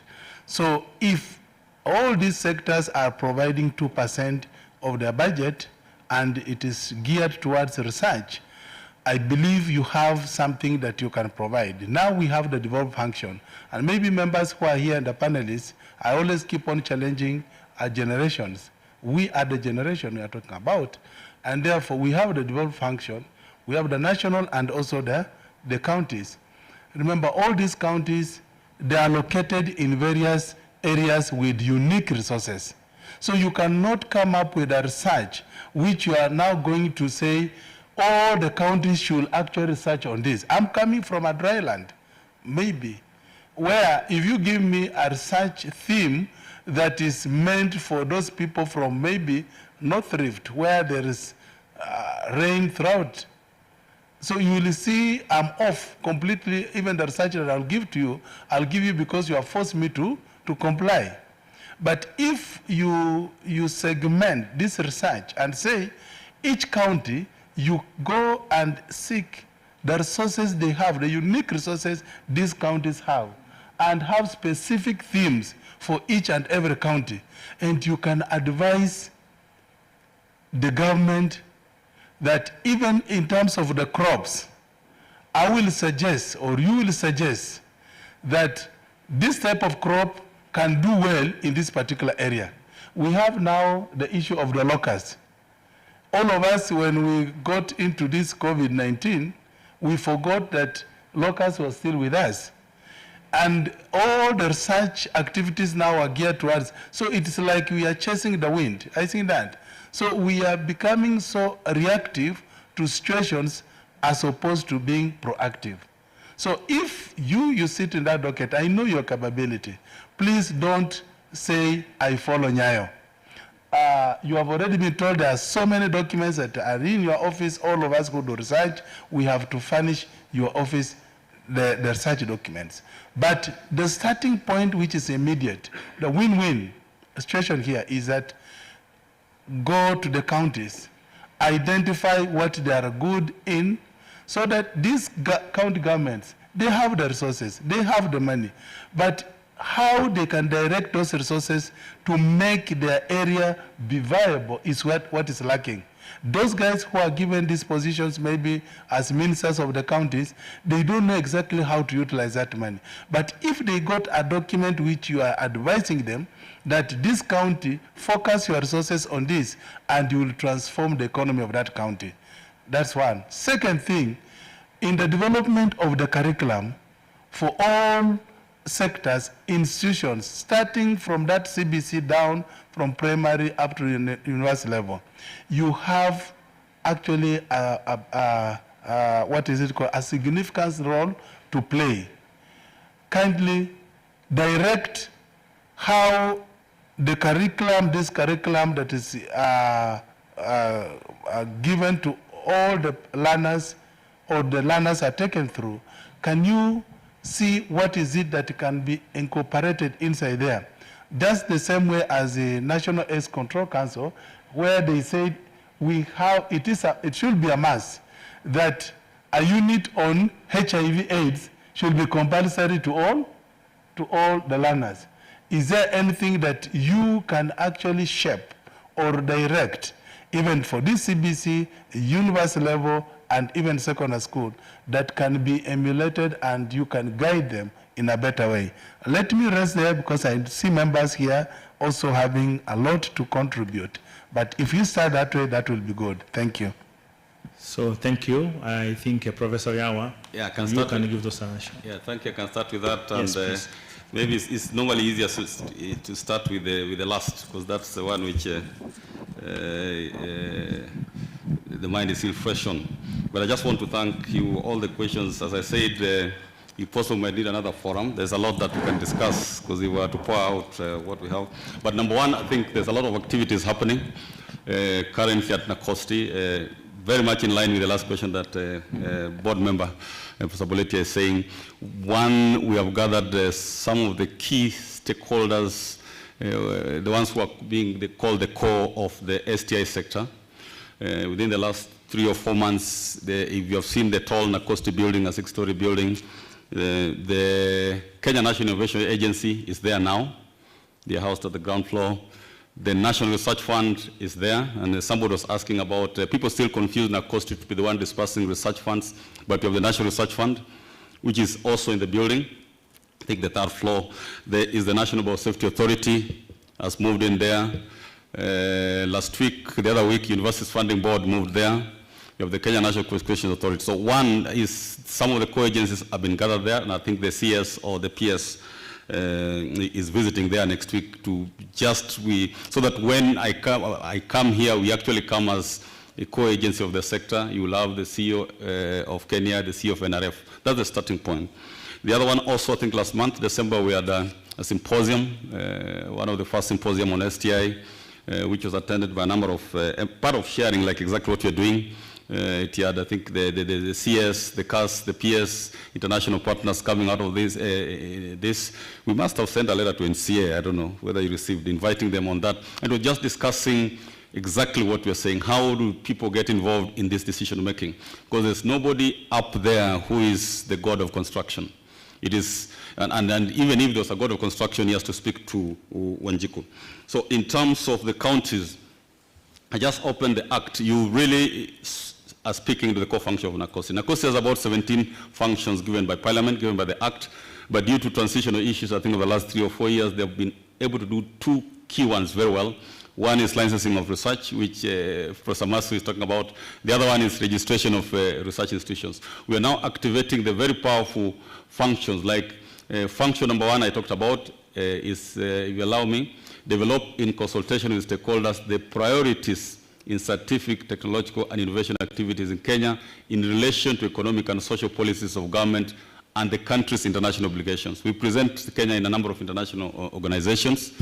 The other one is lead interagency efforts to implement sound policies with the county government. This is what we're talking about. So we are supposed to be in the counties. We have already agreed it's easier to move in the blocks rather than the 47. So you go and Lake Region Economic Block, the coastal block, and they're already in touch with the governors. The other one is advise the national and county governments on the science, technology, innovation policy, including general planning. So there's a lot there which you can Google and read. So we will need, and I'm happy you are supporting us on this, we will need a lot of stakeholder assistance on this. Us, we are mostly like a secretariat. We are the nucleus, and we get the various teams. In the Act, we are allowed to form advisory committees from all the ministries. In fact, we are just consulting with the SRC on the starting point. You cannot invite them without a sitting allowance. So the SRC is working on the sitting allowance of these very eminent advisory committees that are going to come. And this is where NCA can come in as an authority by itself on construction matters. Within that NACOSTI mandate, you can discharge your duties because you will have a wider stakeholders. You will not be like John the Baptist, preaching very good things, but in the wilderness. You will be inside the city, preaching where people are. And NACOSTI gives you that forum. So I hear you, and we'll want to do it like yesterday. So when we talk about construction, it's not NACOSTI talking about construction. NACOSTI just provides the forum for NCA to exert its mandate and authority. You are saying this is the voice of government, this is the voice of the people when they're talking of construction. In CBC, actually one of our performance targets given by the government this year was first of all to determine the content of STEM inside the CBC. And STEM is being changed now, if you've heard, into STEAM. Because STEM is science, technology, engineering, and mathematics. It cannot do without arts. So we are calling it STEM, S-T-E-A-M. And that answers to what you are saying. Having been spent some time in research, one of the weakest points of researchers, particularly engineers, is communication. Sorry to say, but it's a disaster. They have a lot of things, but they can't speak. So, and most researchers, we know the answer, but now to convince Wanjiku, like now this vaccine, to convince somebody that you can inject him or her with your vaccine will be difficult. But if you get the politician, like our very good outgoing governor of Nairobi, actually it will convince people, and by the end of the day, they'll be swallowing what you have. So what is the issue there? And that's what brings up that all research literally must be disciplinary. It should be multidisciplinary because it's needed. When you are demolishing buildings, it's a social issue. It's not even a technical issue. It's a big social issue. People are looking at what is the economic loss vis-a-vis the loss of human lives. Someone would say, would rather take if 2 or 3 people, because it depends on the individual. Always there'll be, in engineering, we talk of 5%. If the death rate, nobody should die. But now what is the economic impact of designing this building to withstand the earthquakes like the one which happened in Japan? You can have this building very safe. Nobody will die. But is it worth it? Because it will be very expensive. And that will mean majority of Kenyans cannot construct such buildings. So you have to balance. If this can give us, I wouldn't want to die, by the way, but if you have to make very difficult decisions. If this, you can lower the standards a little bit, and you think maybe 1 or 2 people will die, which is still terrible, that decision has to be made by somebody. Or else you'll say, nobody should die, then we make this building of gold. Then nobody's going to stay in a house. You're all going to stay in that building. So just to answer the possibility, CBC, we are moving into it. I think we're in touch with the new CEO. But speaking of the counties is actually where now the business of agencies are. The government, I think the mainstream government, the exchequer, might not be fully funded. If you want resources, even us when we're talking of resource mobilization, is to get to the governors and be able to speak into them. You have heard of Makweni being mentioned as doing very well. If you check closely, you find it's a team of professors. I'm told either from JKUAT or the UN who are beefing the governor up. At the moment, these professors are not being exposed. You saw the governor of Mombasa when COVID came, he came up with very interesting ideas and he owned them. That's why they're good. It looked like it's him who's coming with these ideas.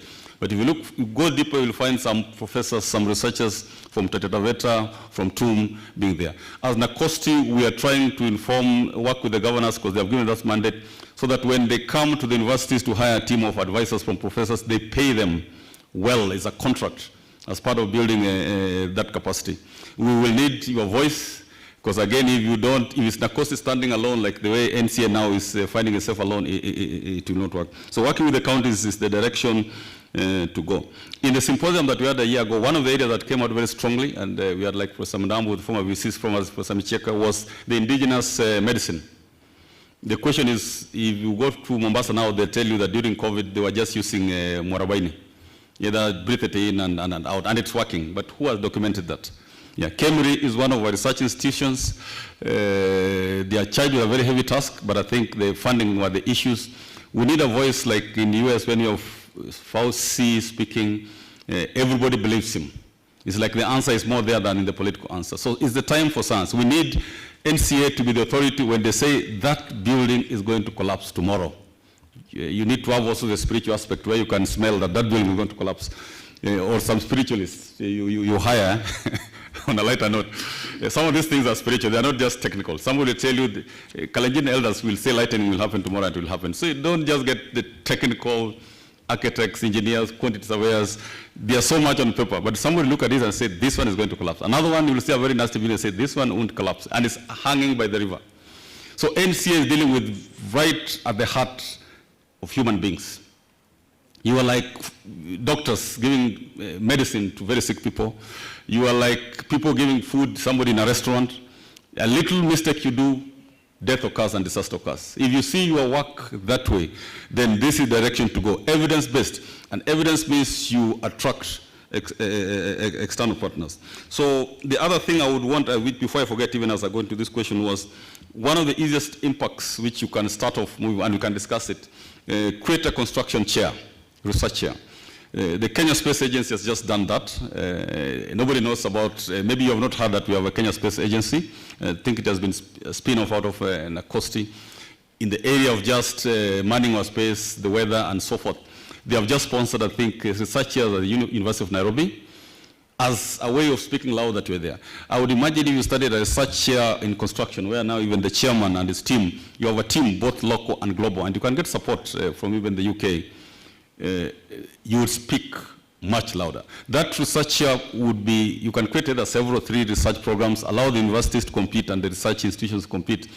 Then you'll have a team which, even us as Nakosti, will be rushing to NCA that there's this building collapse. What do you inform the minister in our own language as you do the same in your own language? So that research chair program would actually speak into what you're doing. Now I'll just check. So in terms of multidisciplinary, I think it is very necessary. The things that concern human beings are social, and that's why we say, why do we license, for example? We license because of that social aspect. If you do something which affects human beings, and literally moving forward, you are going to like either license or look into all the researches. We're not going to say that only medical, because this building could be the one causing COVID. So it's affecting human beings. So we have to find what your research, what kind of researches you are doing. In Australia, yes, I've just remembered something there, and you must have heard the story. Somebody had a daughter who developed sickness, asthma, and they tried to treat in the hospital, and it couldn't work.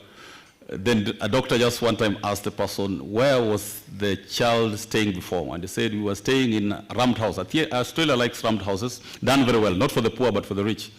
And they was able to say that this was done in we used to stay in a rammed house, we moved to a nice, first-class building like this. And the doctor just said, take the child back. And when the child was taken back, the asthma just disappeared.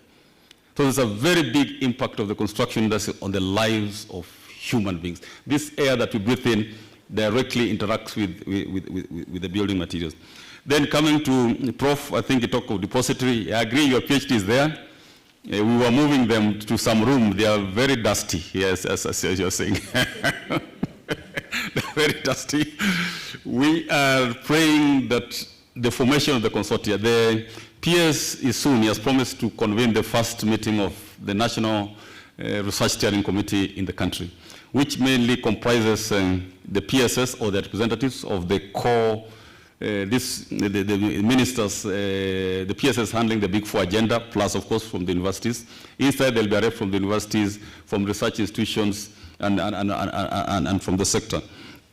Now, when we form those research consortia, they'll be speaking to certain areas. Those are the ones now we will give this old. We are now insisting on the soft, but I've seen the old ones. We are moving them downstairs there. We can give the experts and say, please, this was done by Professor Masu in the area of surveying or quantity economics. No, mechanical. You know you are twins. You know you are twins, Prof. So we have these teams to look. Yes, so we have these teams look into that and say, what can we pick out of that? But again, also, as they speak, they will call on those people that what is there that is relevant. There's a lot of research that has gone. So I agree that would be a first starting point. Then finally was Nakosti, yeah, how do you filter into the national research agenda? I think that is a very open area of discussion, but you are definitely if you have a consortia on construction, you are definitely the lead. Because in that document, if it's on food and security, you'll find the Minister of Agriculture provides the lead. Nakosti will provide the secretariat, maybe with Kenya and NRF. Now, why do we need that research? You talked about, I don't know whether it's you, how do you force the professors in the university to align themselves to the national research agenda? Where, for those who had a chance to study outside, actually it's mandatory. The researchers in the top universities are dictated by national agenda. So when you go there, you're not told the way we tell our students at JKUAT or anywhere that, please, can you give me 3 research proposals, then I'll decide on one. By the time you enter my laboratory, I already have a topic for you. You will fit into this, and that topic is escalated and is funded. We are, I think NCA is part of this. At Kotda, they're establishing a university called KAIST, Kenya Advanced Institute of Science and Technology. I was at CU briefly for 4 years as the deputy CEO there. KAIST is established as a special degree awarding university. It's not going to be like the University of Nairobi. It's a university of national importance. It's a university which is supposed to transform Kenya to the next. So KAIST stands for Kenya Advanced Institute of Science and Technology. It's a replica of what happened in Korea. But there's a lot of resistance, of course, because other challenges. The difference, the uniqueness of the KAIST students, it will be masters and PhD in mostly engineering, civil, mechanical, electrical, biotechnology, ICT, and so forth, is that each of the students, as they come in, will be aligned to the industry. The research of that student will be detected by the industry. So if Samsung has taken you as the student, they will dictate your research. Right from even when you're doing your coursework, you're participating. So when you come up with something that benefits Samsung or benefits Safaricom, you'll get royalties, things will change. That's the approach which we are saying when NCA comes in and start dictating researchers there. But as Nakosti, the best we can do is that we can insist even for the universities, as much as universities are allowed to go wide and research, but particularly the money that comes from government, which is from the public, should address public concerns. So that can be done. You are told that, well, if you get your research funds from Bill Gates, that's fine, but if you get the main one from the government, this is the priority of government in civil engineering area or in agriculture area. I could go on and on, but I think let's stop there. Thank you so much. You can add maybe Professor. Another 2 or 3 before Yes, I leave. yes. Now we move this side, and we start with engineer in front here. Oh, okay. Let's start. Yes, just come in front, please. Grace, I believe, eh?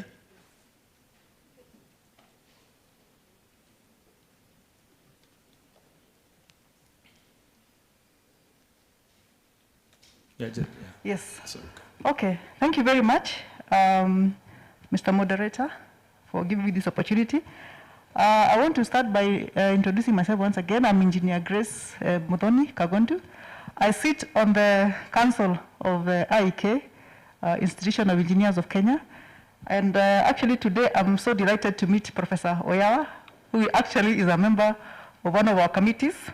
So distinguished delegates to this forum, you can see the kind of membership, the caliber of membership we have in our committees. If Professor Oyawa is one of them, I'm very delighted to actually meet you in person, Professor. We always meet in the virtual discussions, but today I've met you one-on-one. I'm very delighted. So I want to express my appreciation once again to NCA for organizing this very high-profile forum to discuss research and research findings. I want to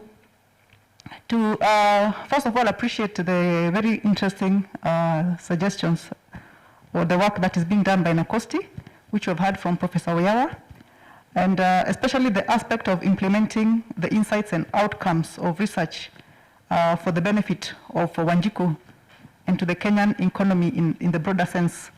I was actually very happy to hear from Mr. Munene when he was talking about the trickle effect or the multiplier effect of the construction sector to the economy. I think you all had that part, and I think to me it really jogged my mind and said, oh, we can actually play a very bigger role to the economy than we seem to appreciate. So to me then, it seems that clearly there's an urgency to undertake to undertake this, because in Kenya we keep on seeing headlines on how the GDP target is lower than it should be, or lower than was anticipated. And therefore, we hear raising of taxes and levies and all kinds of desperate moves to bolster the financial aspects of it. So I think that that means that there's a lot of potential that the construction industry can play, which we are probably not playing, and we therefore need to move up the game. And I want to suggest to this forum, NCA, one research area, a very interesting area is, then why don't we investigate to what extent the findings of the NACRA Research 1 have been pursued and perhaps even effected in practice among the practitioners in the construction sector, or even to what extent will they have been embedded in policy, perhaps, and in legislation, so that it can bring about the required impact for Wanjiku and the Kenyan economy in particular. And of course, in measurable and in evidence-based funds, as was highlighted by one of the panelists. We have to have evidence. I think, Professor Waya, you highlighted that. We must have the evidence. We want to see. We don't want to have information that is not easily interpreted as factual. Thank you very much once again, and over to you, Mr. Moderator. Yes, thank you, Grace. Let's have the gentleman at the back. Introduce yourself faster, and you ask the question.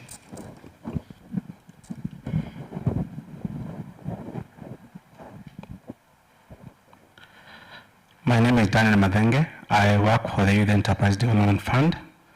The fund is an authority on matter provision of finances to young people, especially those that are doing businesses.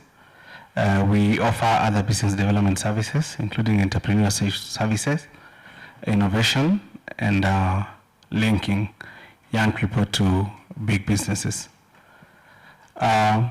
Professor, thanks so much for that insightful insightful talk. Director, you said something that really touched me on how counties are endowed and how we can be able to use research to be able to see the strength of each of the counties and how best they can be able to take advantage of those areas they're empowered in or they are good at. It reminds me of the theory of the competitive advantage, where if you're good at something, you don't need to over-engage in something that you're not good at.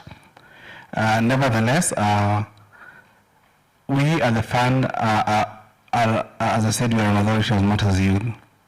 It's been said here, and most of the speakers have alluded to the fact that some of the research outcomes are never implemented, or that they're done but they're not actionable. On Tuesday, there was a discussion on waste management, and it just occurred in my mind that the role of innovation can provide great and valuable solution to most of these research outcomes that are proved quite Herculean, and as a result, they're not implemented, either because of the resources that are required in form of manpower and finances. And therefore, that one leads to my question. How best can we use innovation in providing solutions to research outcomes so that they don't just lie in our shelves and we continue doing more and more research without providing solutions?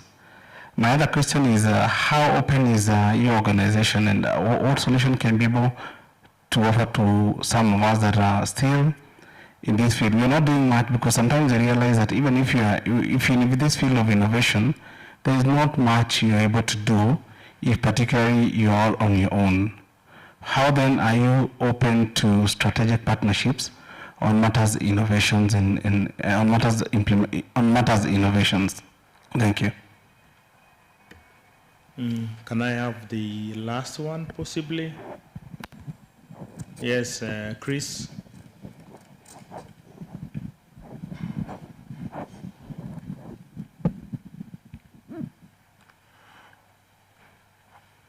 Okay, Christopher Hawaya from National Construction Authority. Just my quick one, probably Professor Yawa can just comment about, is the issue is the ownership of research, the patents, and the aspect of commercialization of researches, only that. Thank you. Thank you. That was very brief, and I think, thank you. We will ask Professor Yawa to now respond. Yes, thank you. Again, I think the information I start from the last one, ownership of patent and commercialization. This is another area which I think needs to be addressed. You cannot talk of research without patents ownership. You cannot talk of research without commercialization.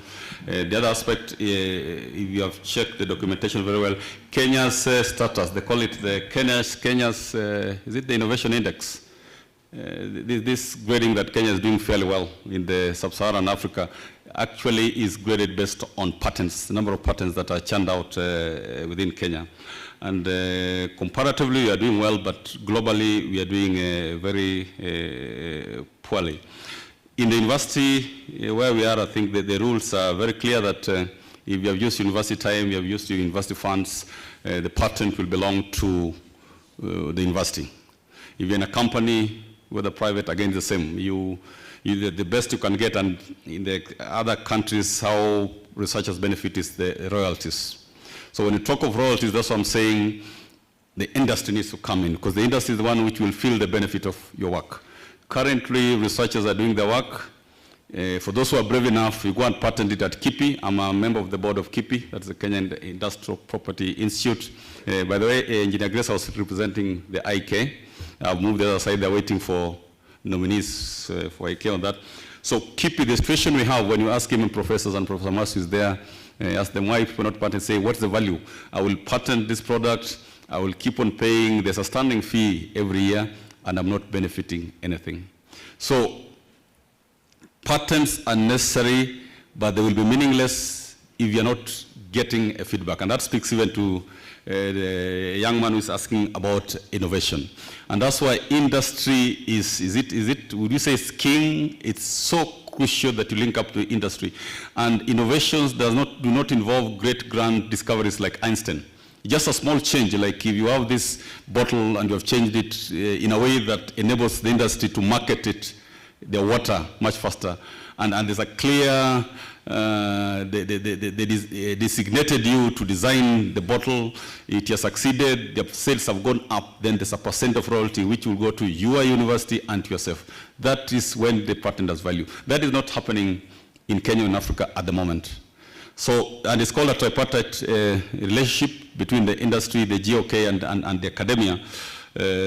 And for that reason, actually, the meeting which I think is going on now is the first inaugural meeting of the Kenya National University Industry Collaboration Committee, I think being chaired by the VC of Dedan Kimathi. That link is missing. It is what is stopping us.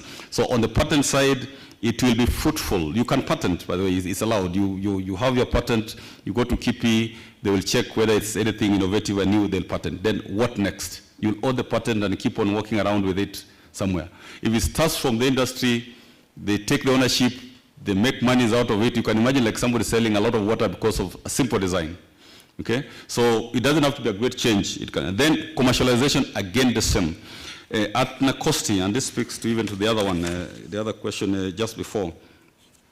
Yeah, one of the things that are also coming up, which has been proposed I know at the ministry by our peers, is the formation of science, technology, and innovation parks. Yeah, because if you have done your very good work, where do you expose it? You're marketing yourself. So it's time the researchers also have that entrepreneurial skill, because you are like in Kikomba. How you market depends on you. You will have a good stuff, but it's under the table.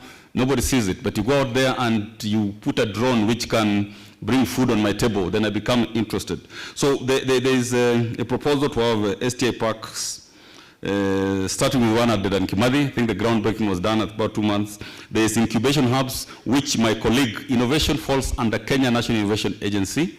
There's now a new CEO who came in, I think 2 months ago, very, very vibrant, Dr. Tom Mwansa, and is actually looking for innovators now.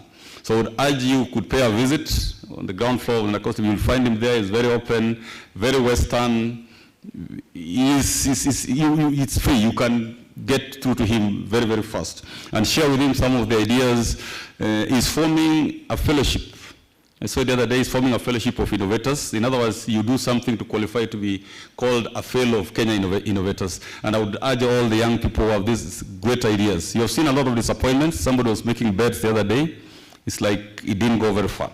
And that saddens most of us. So, as I said, we need to speak to Wanjiku. So, NCA, Nakosti, all of us are to figure out how do we help somebody who has come to a certain stage, and it's a joint venture. So the STI parks, there's incubation hubs are coming up. Then there's, of course, the strategic partnerships that we need to do through the consortia again. Then we'll know what is happening. Then I think I'm going to the first one. To what extent has NACRA, that one was, I think, to NCA. I think Engineer Grace had requested NCA. Have you assessed to what extent NACRA 1 has succeeded or has been embedded? That's an important one, by the way, but I would say to find an agency like Kenya handles a lot of billions, Engineer Grace. And I'm told now they're trying to put some component onto research. And they'll end up with the same thing, fund universities, they do the research, put it in the shelf. Why don't we start in a way where Kenya has a way that if this research leads to this, then this is what is given to the universities, given to the researchers, given to the sector. The award system works very well. You do something, you put your sweat and blood, you gain out of it. And there's a lot of youth, and for us who are at this age, we are worried in the next 4 years what they'll do to us. So it's a problem that really we need to address. So with your permission, you'll allow me to leave Thank quietly. you so much, Professor Oyawa. I think he's answered most of our questions that are relevant to him and this organization. And I think then I say thank you so much on behalf of the NCA and on behalf of all the participants for your contribution today. It was important. In fact, we were praying that you don't send a representative. So when we found out that you were actually going to turn up yourself, we were actually very happy because it's very important to hear from the boss himself. You know, when somebody is sent, he's talking on behalf of the boss, but then there are certain things he cannot make certain commitments unless he consults. Now, you know, we are not consulting. He's not consulting anyone. He's the boss himself. So thanks so much. And now you can leave at your pleasure. Thank you so much. And let's clap for him. Thank you. Yeah. Thank you so much. Okay. I think I again now move back to the panelists again, you know, to answer a few more other questions before I move back to the plenary once again. Now, I think I'm moving on to Engineer Okele to answer this question, and the question goes that how ready is the industry in Kenya towards consumption or implementation of the recommendations of NACRA? And what kind of partnerships and collaboration can NCA look forward to in the quest to ensure apt execution of NACRA in the next 5 years? Engineer, to you. Thank you, Chair. Still on what NCA has done, still to appreciate for setting the pace. And I want to just add on what my fellow panelists mentioned. The main focus is the common mwananchi. So every research that is done, we are focusing on the good of the common mwananchi. And to address your question, let's take the context of the common mwananchi. What would mwananchi say about a good city? Let's give an example of Nairobi. We mentioned of Nairobi. Would the common mwananchi say that Nairobi is a good city or it is a sick city? What defines a good city? So in that context, we have one or two ingredients of a good city. One of it is safety. The common mwananchi would want to have a city that is safe. If he or she walks, it's of course the other players, because that comes to issues of law enforcement. A city that is clean. When you look at some of these countries that have really done well, for instance, South Korea, Singapore, there's always a river that flows, and they always deal with that river. South Korea had a miracle called the miracle of the Han River. They had a very dirty river, but they made, in a few years' time, it was a clean river. Singapore had the Singapore River.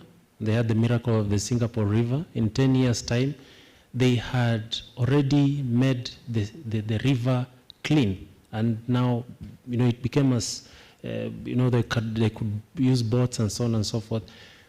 We have Nairobi River.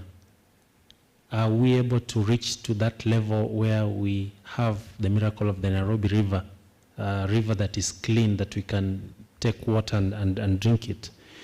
So the aspect of cleanliness, the aspect of mobility in terms of moving from one area to another, issue of environment, and my sister dealt with it very well, issue of clean air, and even equality in the sense that we have affordable housing. We don't have this, are we able to reach where we're able to reach the level of where we don't have slums?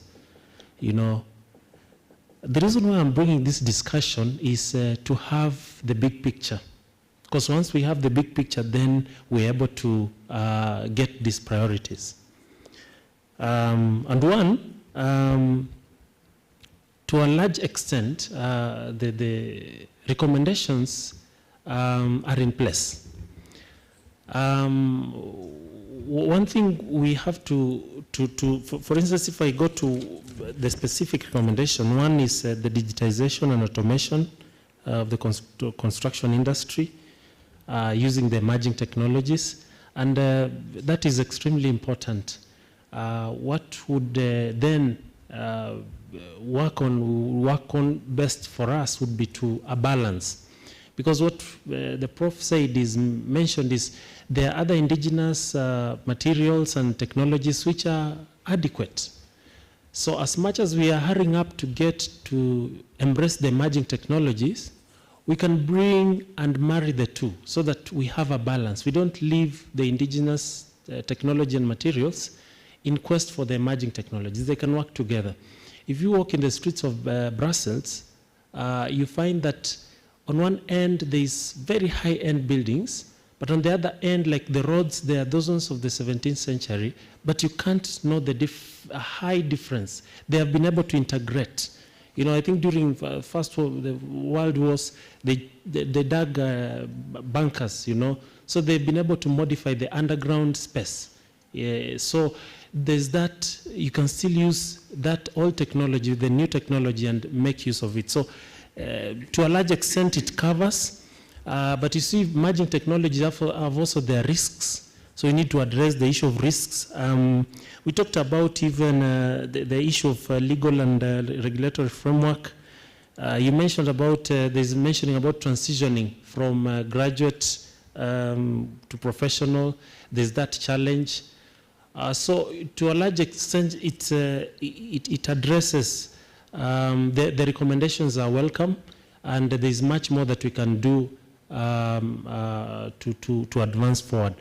The issue about collaboration, this is very important, and this is at the heart of it. And even if there is one thing that I would pick from this particular conference, is collaboration is extremely important. Extremely important. Because that informs now, it makes it possible for us to achieve, the goals that we have as a country. And I'll give an example. For instance, if a building has collapsed, and this one I think I mentioned it yesterday, a building collapses today, God forbid, and NCA is the first one to reach to start, collecting data and so on and so forth. Then after a short time, the Act says that there is formation of a committee to investigate. It takes almost like 6 months or so. Now the board is probably an engineer or someone we have registered needs to be investigated. Now we come in after 6 months. We do our investigation. Then it takes almost another 3 months. So after 9 months is when now we get a report. What would prevent us from working together? On the day that the incident happens, then we are able to reach all of us on the ground. We work together. I collect my data with regard to the engineering, professional engineering works. The authority gets its data with regard to the contractor. If it is NEMA, it gets issues of with their mandate, so that we work together in collaboration. One, it is going to be very efficient because we're able to do it real time. We don't have to wait until time has gone is when we're able to address that.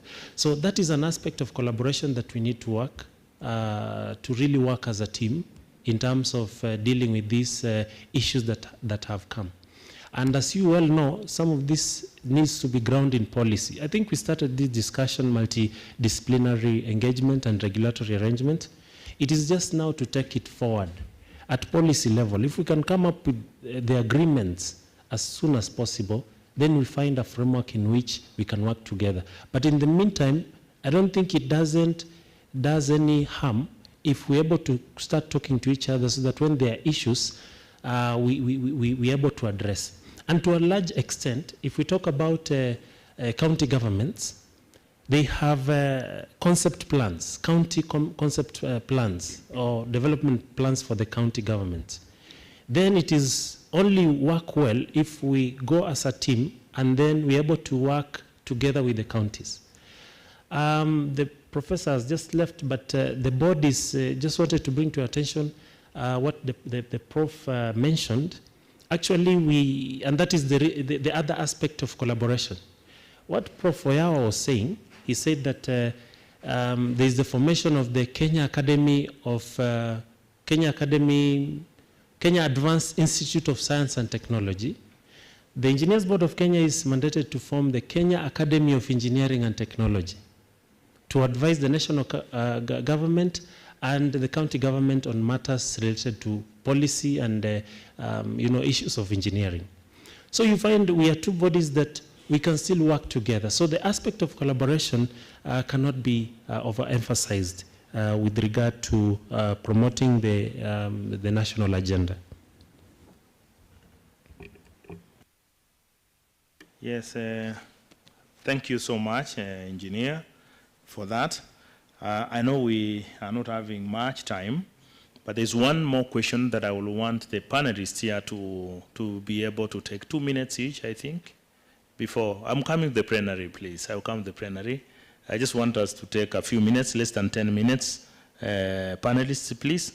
Now, the question is, the impact of COVID in Kenya to the Kenyan economy is actually started to be felt. The COVID has had a big impact. Do you think the NACRA 2020-2025 will appropriately address the issues that are going to arise in the construction industry? I think I will start with Christopher Mbada, Doctor. Thank you, Edwin.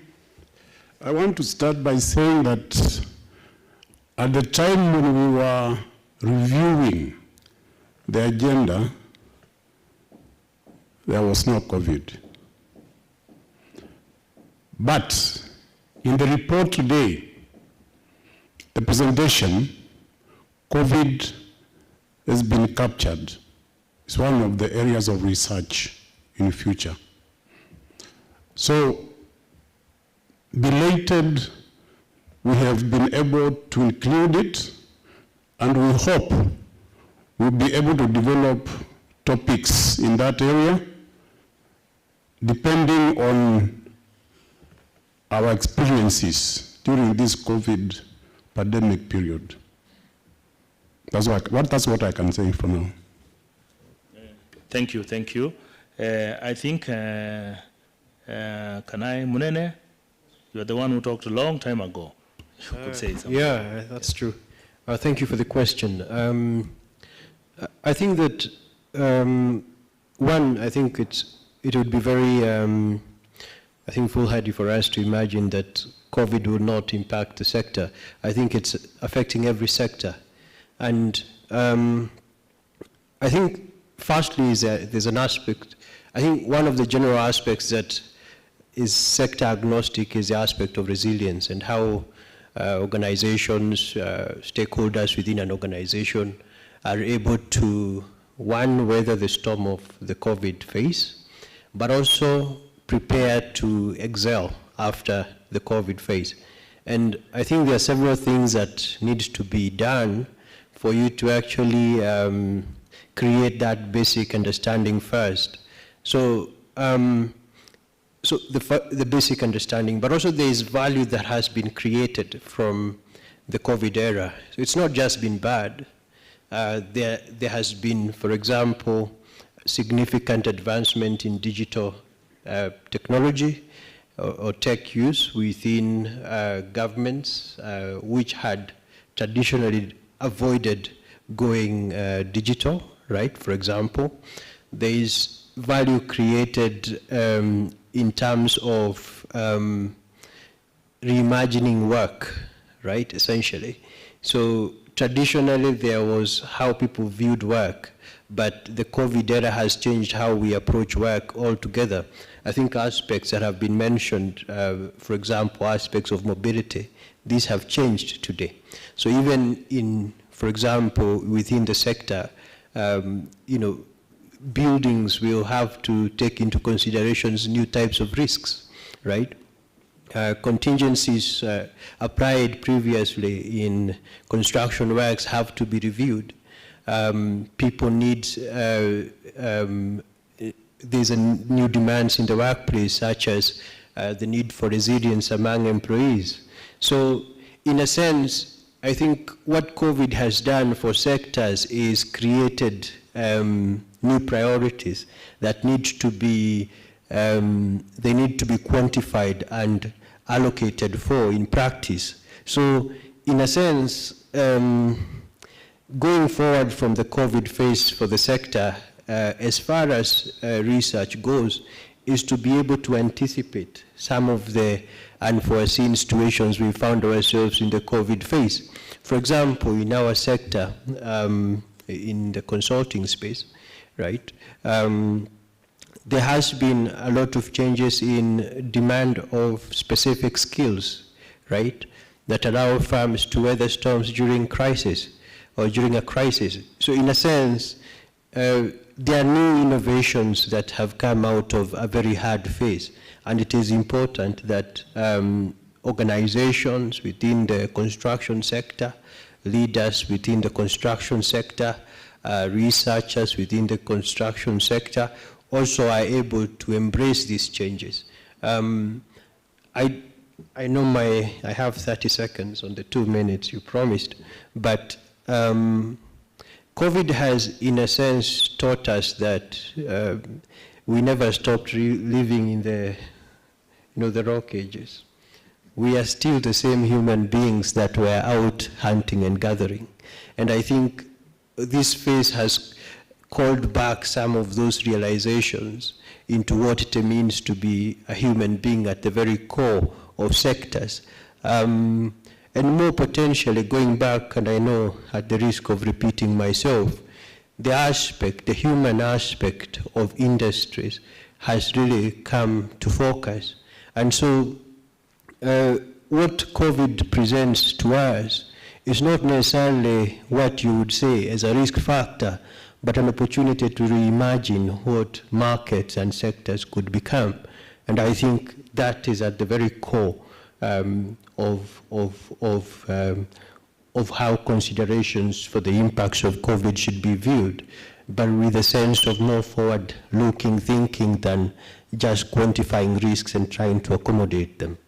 Yeah. Thank you. Thank you so much, Munene, for that. I think we could have Wafula Naptora? Maybe now I will reduce the timing to 1 minute. Even half a minute is fine by me. I'll just say I'd spoken about the BB that we build back better, and that will need to be informed by public-private partnerships. It will no longer be just government or no longer just be the private sector. There's a lot of collaboration that is needed because things have changed. The base has shifted. And look at the children trying to get into school. I live near University of Nairobi's Faculty of Law, and the children, there's a school called Hospital Hill. It's impossible for the children to conform to government requirements and be in time to get in school. So we, in the construction industry, have an opportunity there.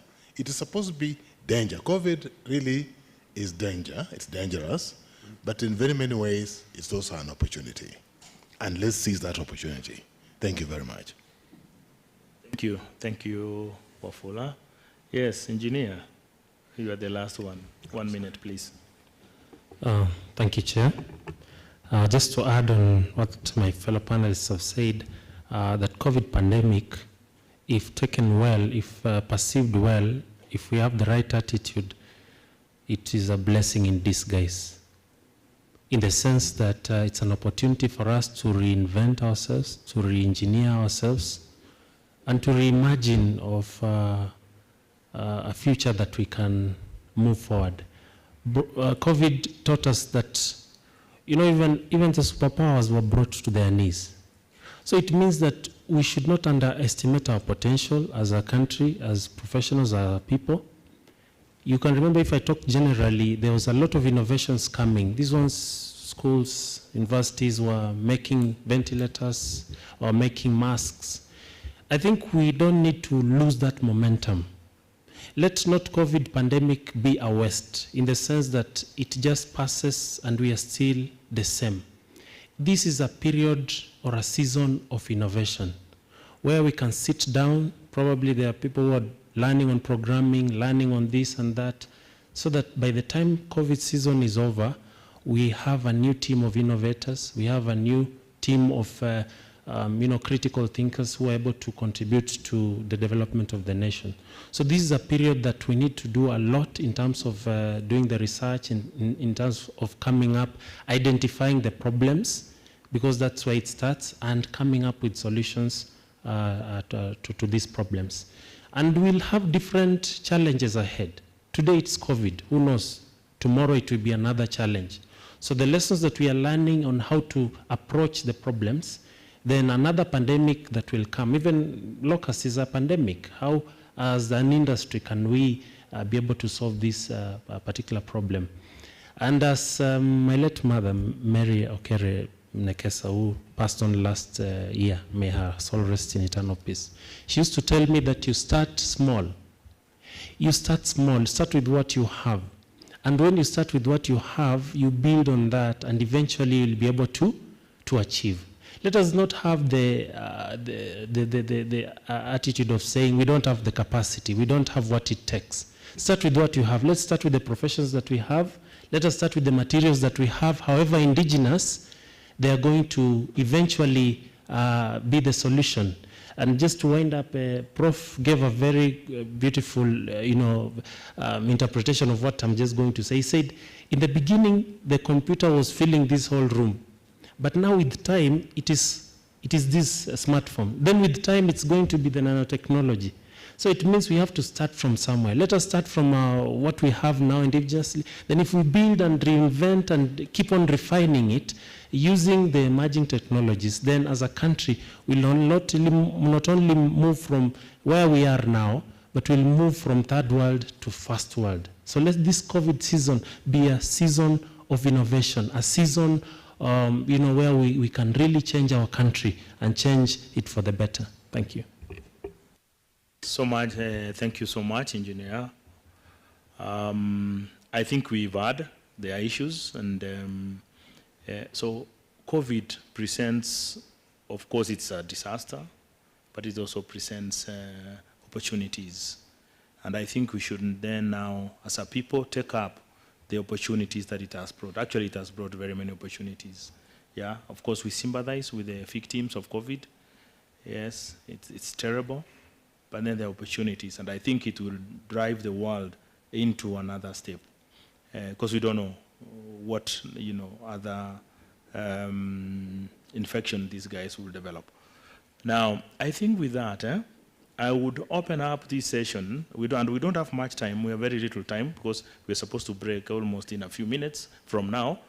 I would open this with a plenary, and I would urge that we ask, take just 1 minute to ask a question, please, so that we move with speed. I think there's a gentleman on the other side. If someone can give him a microphone, please. Yeah.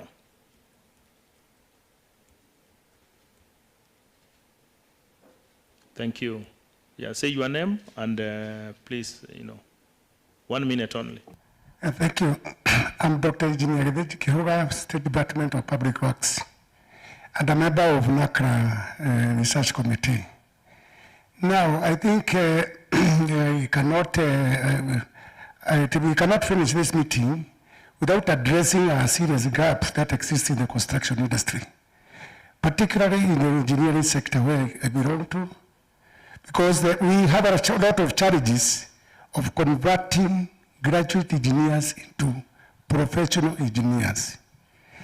I keep on thinking also in the other sectors, even the architects or the QSs, unless when you are from university, you are in a government office like Public Works, to get registered as a professional, it is an uphill task. Maybe we need to borrow from lawyers. There's the Kenya School of Law. Why could we not have Kenya School of Construction, which will address the gap when a graduate leaves university? He has a learning place where he can start learning the practices of the profession.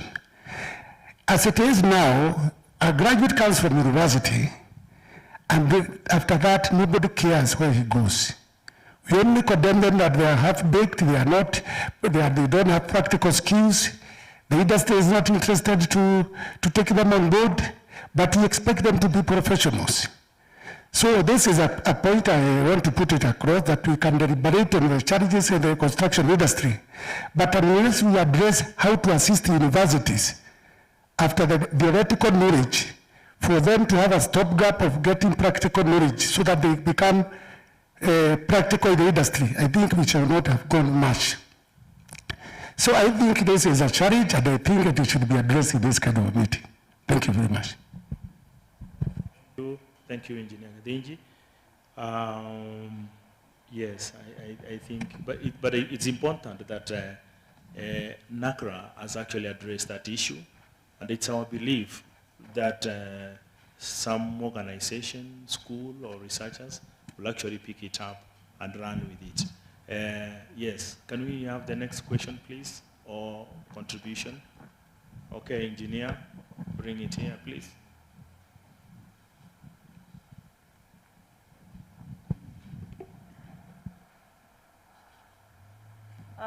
Thank you very much once again.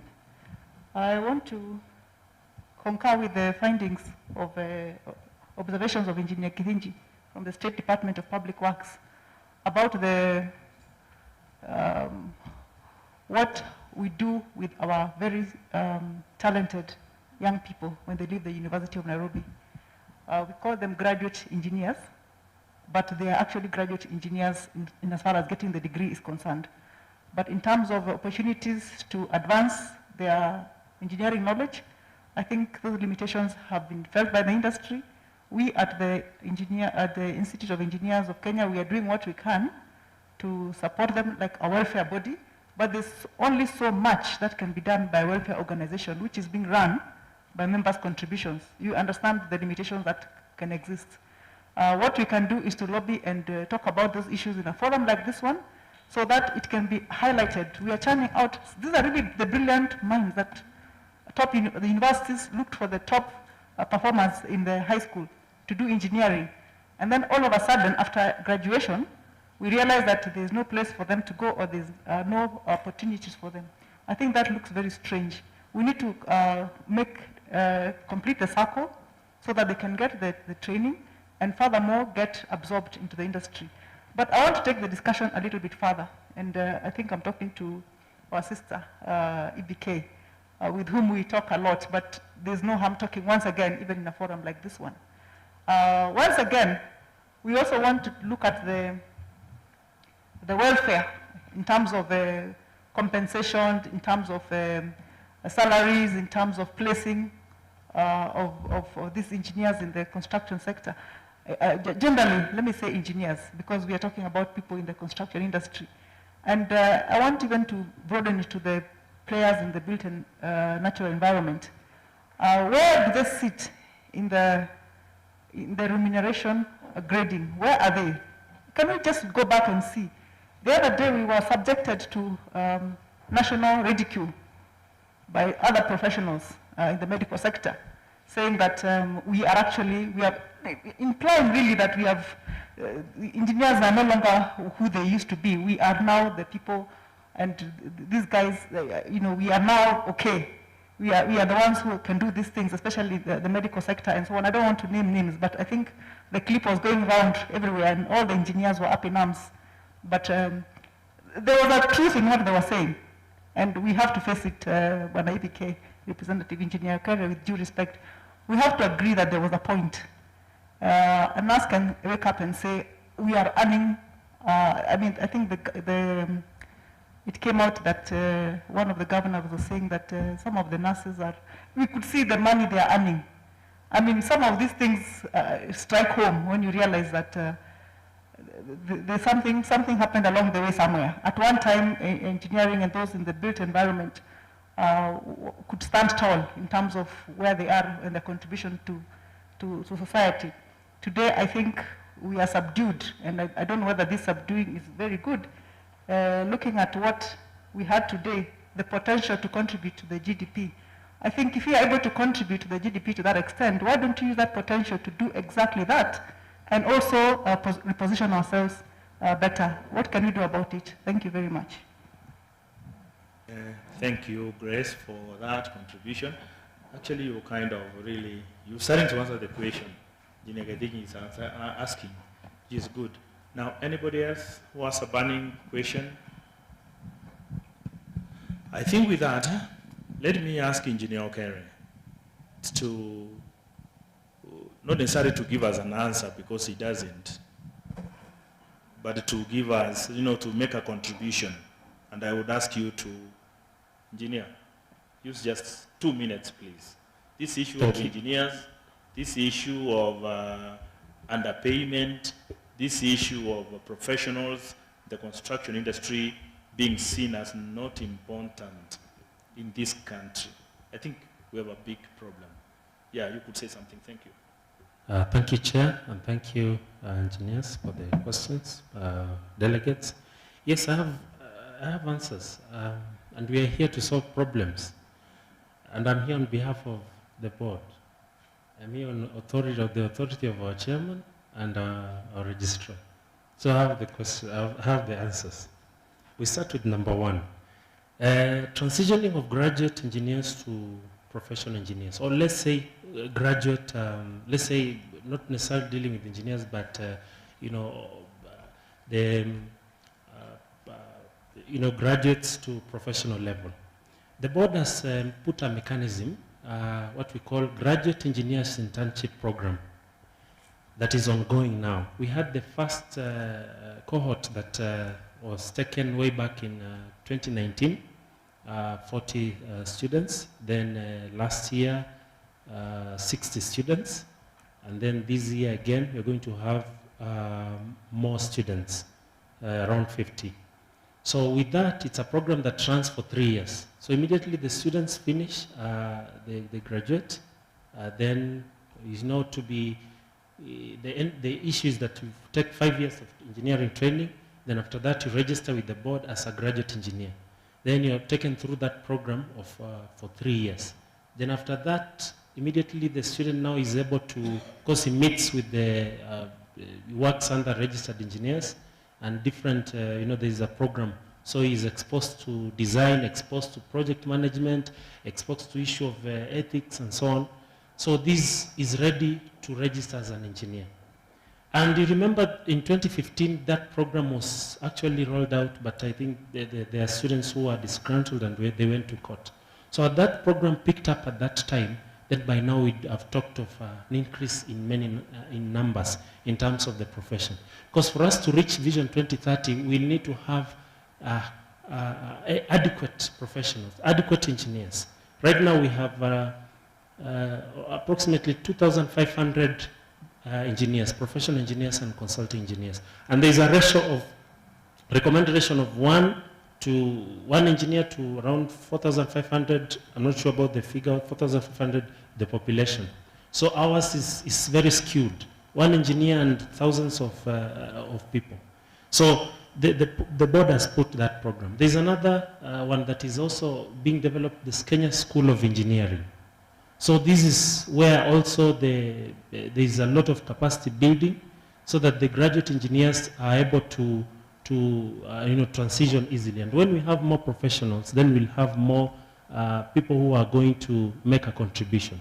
Now this is now where the third thing, and why I think it is extremely important, at the heart of it, is the issue of compliance.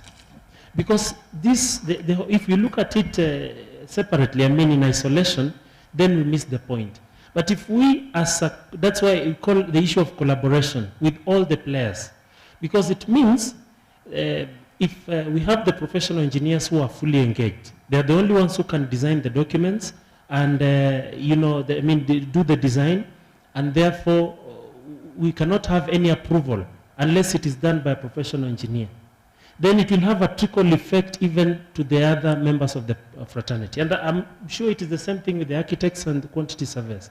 We have people who are not qualified, and they're the ones now sitting in those positions, and we have allowed them as a country to sit in those positions, and the people who are qualified to sit in those positions are nowhere to be seen.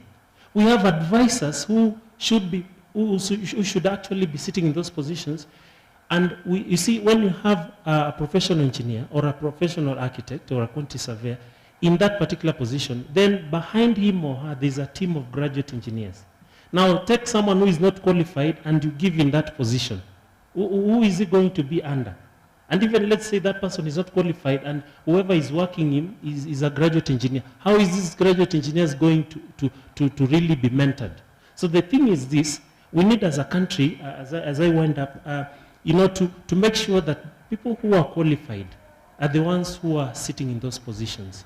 And then we make a collaboration in terms of stakeholder engagement so that we have the right people in the right place. And then finally, the issues of salary. I think there's a discussion going on with the Salaries and Remuneration Commission. So that one we may not, as a board, we just need to make a follow-up. And we've developed the scale of fees for professional engineering services that right now it's at the AG's office, but it can still be considered, it can still be used. So us in the industry, we need to be fair to each other. Let us get a reasonable remuneration. When you see an engineer, don't be so, as an architect, as a quantity surveyor, as an engineer, we are all players in this field playing different roles. So don't really underpay or undercut an engineer because it has an effect towards development of the profession. And it's the other way around. If we are working together, then let us have a reasonable remuneration because this one is going to have a counter. It's going to have a ripple effect towards the rest of the profession. So I may look at it that way so that in the end, it is a win-win situation for the entire industry. Thank you. Thank you. Munene wants to add something, but Yeah, I think it's Munene, not before really you to say add. something, So, Munene, right. before you say something, what I want is that right now we also make closing remarks, and for that I'll give you just 30 seconds. But Munene, can you respond that? Less than a minute, and then your closing remarks. Yes, I think I wanted to speak because I'm an engineer quietly. I may not have the very good response I feel that you have given, and I think it is important to look at the problem in that way. But as an engineer who mostly observes without making noise, well, that's a problem also of our profession. All of us look the same. Our personalities are the same, right? So we are not going, you may not see us with those placards causing chaos. But I wanted to say something very specific. Kenya in the last 10 years has experienced significant growth. And you can see it in terms of infrastructure being developed across the country. And normally when I wouldn't say that since independence, Kenya has had a phase where it has gone really industrial.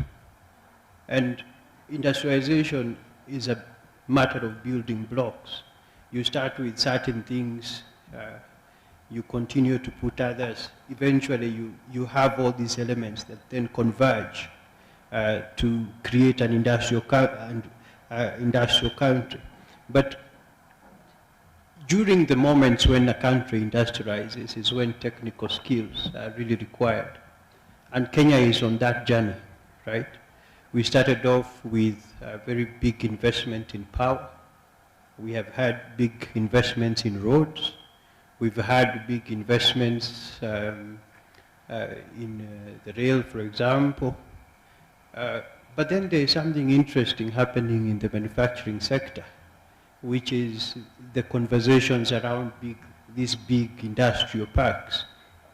What those industrial parks posit for a country is that the technical skills are going to become of high demand when that particularly happens. And if you've heard the narrative that President Kenyatta has been going around talking about, is that he's trying to create foundational infrastructure for accelerated economic growth.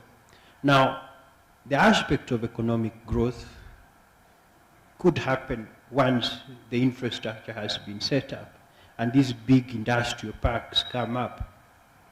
When those industrial parks start to come up in the future, the engineers, of whom I am a humble member, should really take it upon themselves, the bodies, the engineering bodies, to actually demand for their rightful place in the economy. It could happen in 10 years, it could happen in 5 years, it could happen in 15, 20 years, but Kenya is moving towards this space that has all the right aspects that cause technical professions to demand for their rights in a country. Now, that was what I was going to add, saying that Kenya's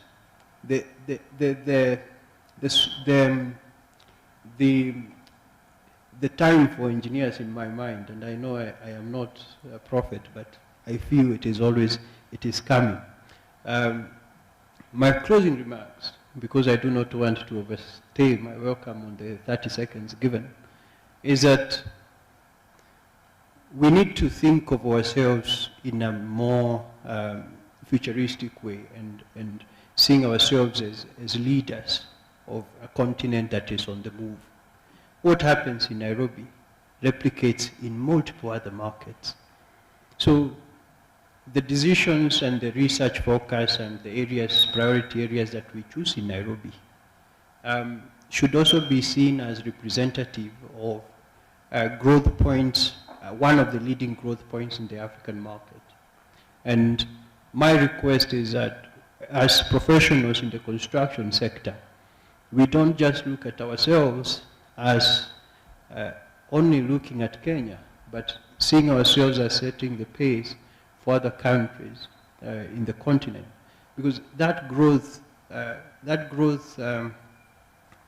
wave is happening.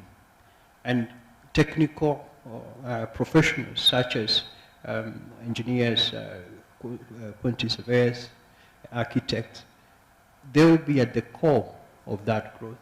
And that's my request, that we see ourselves more as leaders of a continental market and not just as, that is my closing remark. Thank you. Thank you so much, Mnene. Wafula Naptora, please, 30 seconds. Are we already counting the 30 seconds? All right. Thank you, moderator. I'll just want to paraphrase what Simon Sinek says. And he says, here we've discussed the how, we also discussed the what, but the golden center really is the why, the purpose. And I think we came here specifically to, like I said before, build better. Different. Because engineers, and I have 3 engineers in my house. I have a chemical engineer, I have a mechanical engineer, and I have an aeronautical engineer. But I want to see that translated into more ugali on the table, you know, more different things than I've been seeing. So there must be a missing something, and I suspect it's something to do with communication. I think we as professionals tend to be inward looking and talking to ourselves and rarely talking to the people we are supposed to serve. So they don't know us and we don't know them. So it's marketing, communication, branding, all those things that go in business. And when I wear the Kepsa hat, I would like to say here that we miss many opportunities because of that. And we get foreigners coming here and pretending that they know more than us. They don't. This is our country. There's no way somebody can know your bedroom more than yourself, unless he's a thief, and even a thief does it. So, thank you very much. Thank you.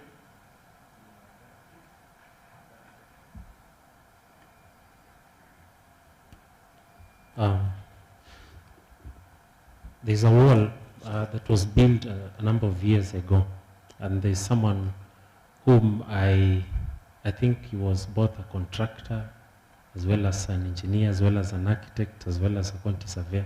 He was called Nehemiah. And he built an entire wall in Jerusalem, which is equivalent of an entire wall in Nairobi. And he did it in 52 days. 52 days. How did he build that? He built that because he was a man of integrity. He did that because he had very good project management skills. He did that because he did it with collaboration. And he did that because he did it for the welfare of the people, the Israelites.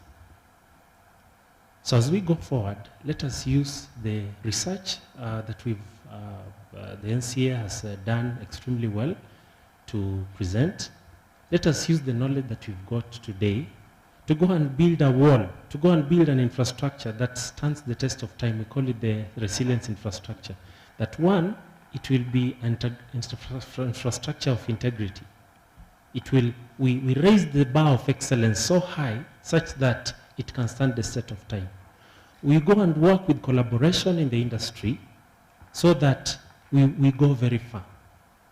And finally, we look at the vision that we have as a country and know that we have got what it takes to achieve this vision.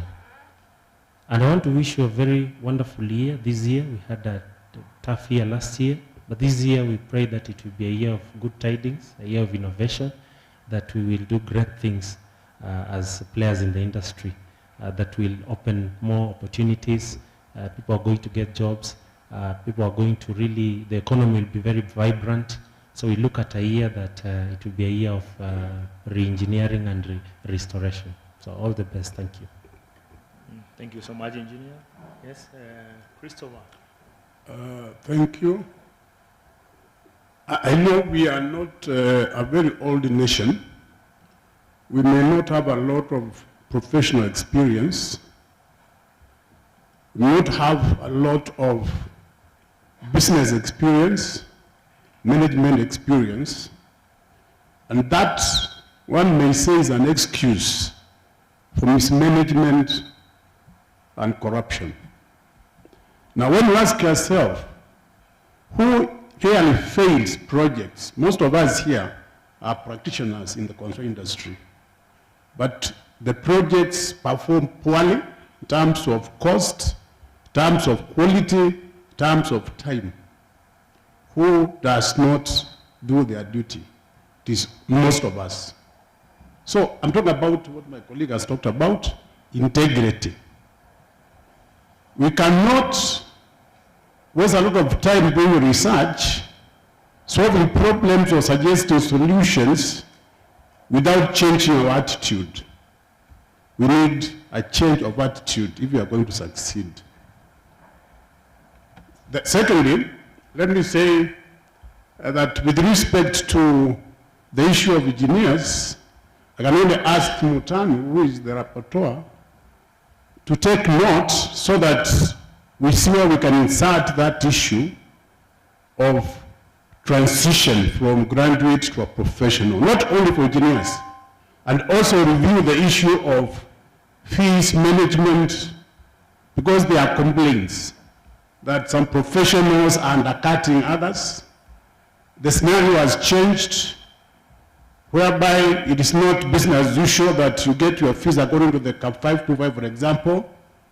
You have to negotiate, and maybe the lead consultant will appoint and pay you, and they pay you what they want without following the scales, the fees. So that, to me, is an area of research. We find out what is really the status now, what are the causes, and what will be the problem. Thank you. Thank you so much, panelists. I think let me take this opportunity to now bring this to an end. So I thank the panelists for the contribution that they've made.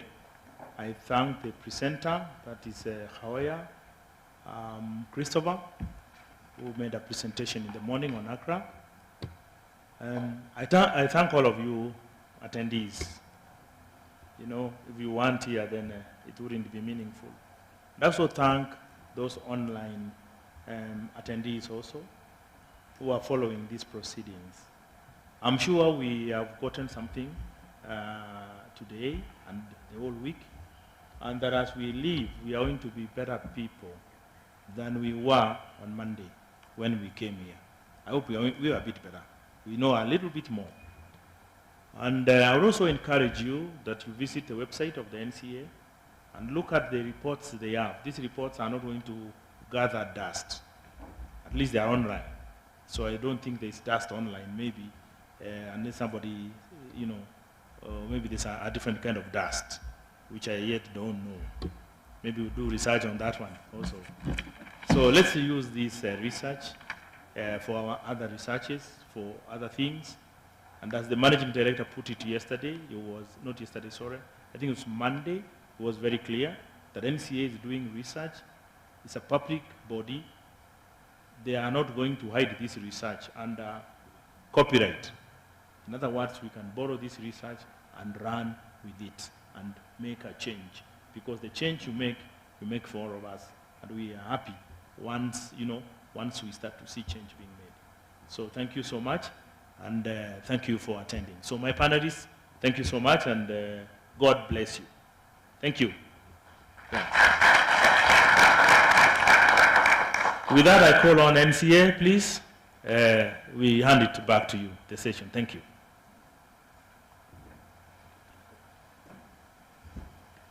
Thank you. Thank you very much, moderator. Very good discussion there, and I think quite inspiring and quite enlightening, especially for the researchers in the house. And we have now opportunity to be able to pick it up and see what is it that we can be able to do. And as mentioned earlier, we'll be doing our reviews is it biannual or biennial?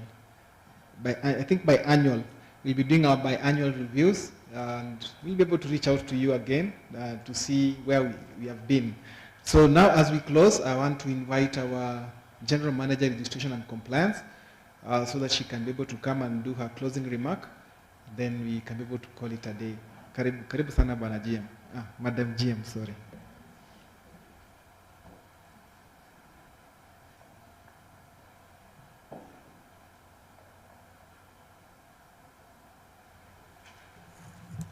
Thank you so much, Stephen Nyakondo, our manager for research.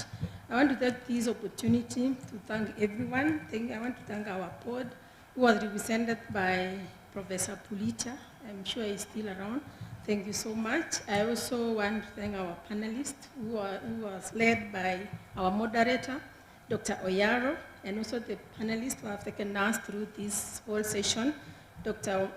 Christopher Mbata, Engineer Okere, Engineer Mungai Munene, and Putola Wafula, and also our professor in his absentia, Professor Waya, who has already left.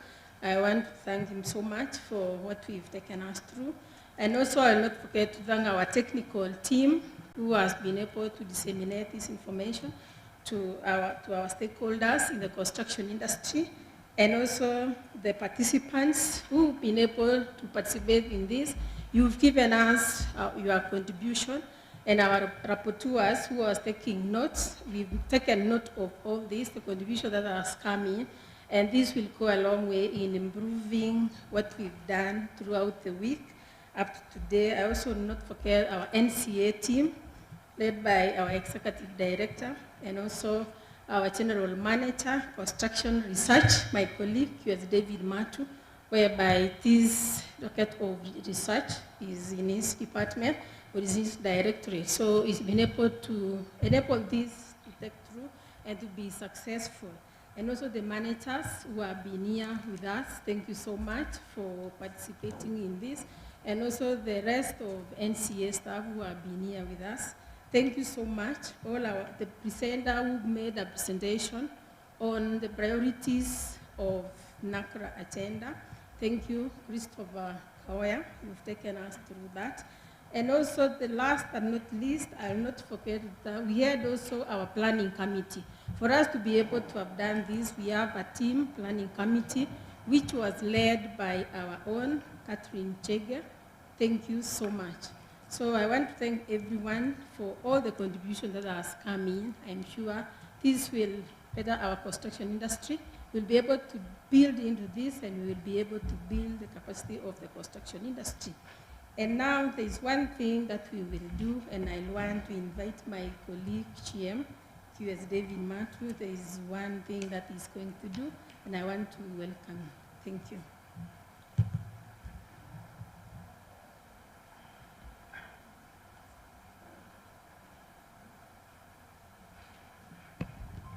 Thank you very much, QS Susan, our General Manager for registration and compliance. She was our team leader for today, and she's done it very well on behalf of our Executive Director. We are here courtesy of our CEO, and at the end of the day, he's the overall in charge of coordinating all these affairs. So let's make a clap for our GM. If we all agree, we'll give her 3 factorials. 1 to go. Thank you very much, GM. Very good. So that our GM focuses on registration and compliance, and therefore we are saying for the levels of registration to go high, for the levels of compliance within the construction industry to excel, then promotional services of NCA are very critical, where one of them is what we are doing: research, advisory services, business development, training and capacity building. All those will add value to what QS Susan stands for. Now, ladies and gentlemen, I do not want to water down what appreciations have already been offered by our GM. She's been very kind to mention all of us. And we also would like to thank the hotel that has hosted us for the last 1 week. And we have done very well. And we look forward, of course, to an year where we'll be able to do a lot of good things, courtesy of the feedback that is coming from this research seminar. Now, as we finish this, then again, the research team is retreating coming Monday. And the role, again, of retreat is to go and form the research instruments for another 6 studies that have been planned for execution in the course of this year. So we are back here, as we have been guided by our manager for research and business development. Very soon we'll be back here to discuss again the findings of another set of 6 studies. And these studies are emanating from the National Construction Research Agenda, and we have taken a small portion that we believe will be able to also guide the industry the same way we have discussed these results for the last 5 days. So we are grateful, very grateful. Now, there are some people here who have done this activity great justice, and these are our panelists and moderators. And ladies and gentlemen, at this point, I would like to acknowledge the panelists and moderators. That's the reason I stand here. A few of them are still with us, Others were participating on the days when they were most needed. It doesn't mean they're not needed today, but again, there is a day they were offering a service, a public service for that matter. And I would like to acknowledge all of them, but more importantly, invite those who are here to march forward to receive some small token. This token is in form of a bag, and there is a rationale, so that a bag signifies that you can go to the market and tap something. And because we've been here to tap a lot of knowledge, so we are saying, as you go away, go and tap as much also, and next time, bring us a lot of information. So maybe inside there, you'll find a notebook. So when you are tapping, Dr. Mbadha, you tap, and then you write down something, and then you can come and share with us next time when you are doing that for us. Have we disseminated already? Dr. Mbadha has one. We have already issued? Or, oh, it's an old one. Oh, Dr. Mbadha is defending himself. You know, yeah, he's really defending himself. It's an old one. So, so he needs a new one. So, Daktari Mugwema, you are with us. Karibu sana. So let's clap for him. Who is a first-year student at a university? Do we have a first-year student at a university? First year? Do we have a second-year student at a university? Third-year student? Okay, we have a third year. So I would like to invite the youngest member of academia. Yeah, because this is academia, industry, policy, kind of a tripartite arrangement where we are disseminating construction information. We invite our youngest member of the academia. Karibu sana. Karibu, karibu. Let's clap for him.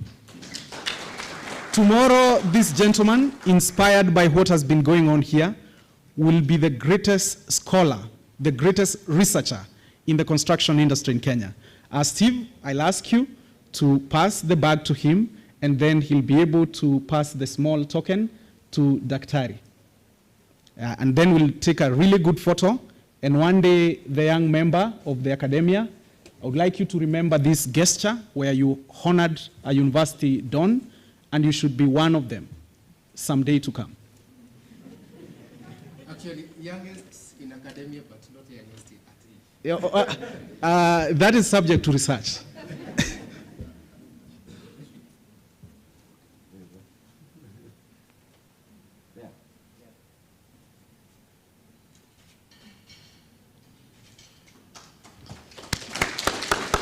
Asante sana. Thank you very much. That is pretty good.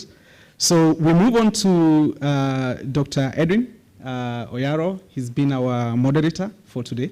Karibu Daktari. He's been very supportive to NCA activities. On this one, I'm going to ask our youngest member also from NCA, the most recent entrant in the research department, I think Wedi Kawira? Yes, good. She's also a university student. Karibu sana. Good, yeah, she's here. Yes, she's a student. Is it Taita Taveta University? Yes, she's on attachment in our research department. So she'll also reward Daktari. And one day, Kawira, you have to stand here to receive an award as a don. Yeah.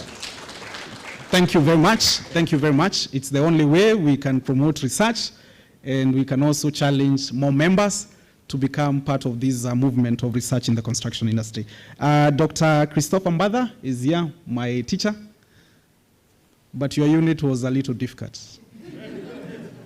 Yeah, it is one of the units that really challenged me, but nonetheless, I'll give you a gift. Asante, Daktari. Now for this one, I have a friend of mine who is my schoolmate, colleague, schoolmate in China, where I'm also a PhD student, and I would like to invite him, Jared. Jared also happens to be a lecturer at Jomo Kenyatta University, but he's my colleague researcher in Harbin in China, and he's here. So, yeah, so karibu sana, Jared. Yeah, let's clap for them. Asante sana. He's in mechanical. Jared, you can have your seat. Daktari, you can have your seat. Jared researches in maritime engineering, PhD. So he's a serious scholar in that area. And his university is actually the best in China in that space of maritime engineering. Now we have Charity Nyaga, architect.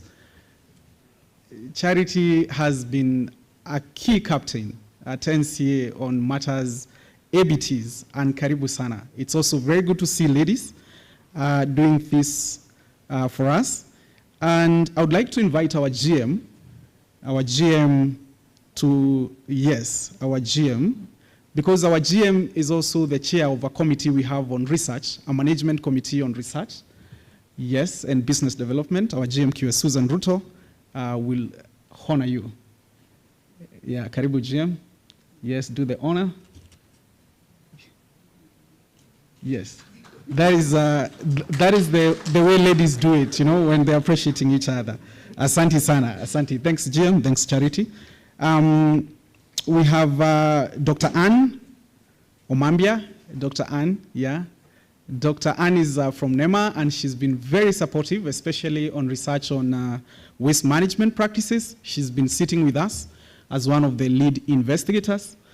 She's also a graduate of China, so we have many Chinese here. So maybe she can greet us in Chinese, ni hao. Okay, this one I would like to invite Mr. Gesora, our manager for corporate strategy, planning, and also quality assurance, to award you.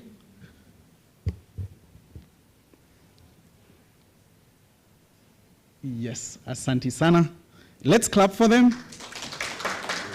Yes, asante sana. In absentia, we have Mr. John Kabuye, who is the CEO of Kenya Green Building Society. He was here discussing also waste management, and he's not present, so we'll find a mechanism of having his gift reach out to him. Now we have Mr. Wafula Nabutola, our senior in the industry. Mr. Wafula Nabutola, karibu sana. He's been very passionate in the process of NACRA, and again also he's a scholar and a very good advisor on several matters. You can see, yeah. So on this one, I would like to invite our manager for research and business development. He's really worked hard to make sure that this event is a great success. So Steve, karibu. Yes, we appreciate them, Steve and Mr. Nabutola. Asante sana. Now, last but not least, for those who are present, you're most welcome. For those who are present, there's Mr. Mungai Munene. Mr. Mungai Munene, we have interacted a lot before, especially under the banner of affordable housing as an advisor to the CS. And as he mentioned, of course, he has worked closely with the executive in the office of the president. So I would like to invite our coordinator for this event. I don't know where Kathy Chege is. Kathy, where is Kathy Chege? Kathy is around. She worked very hard. She was acknowledged by our GM as having worked very hard also to make sure that this event was a success. Let's allow her to come. She worked hard to make sure that all of us are here under the support of the manager.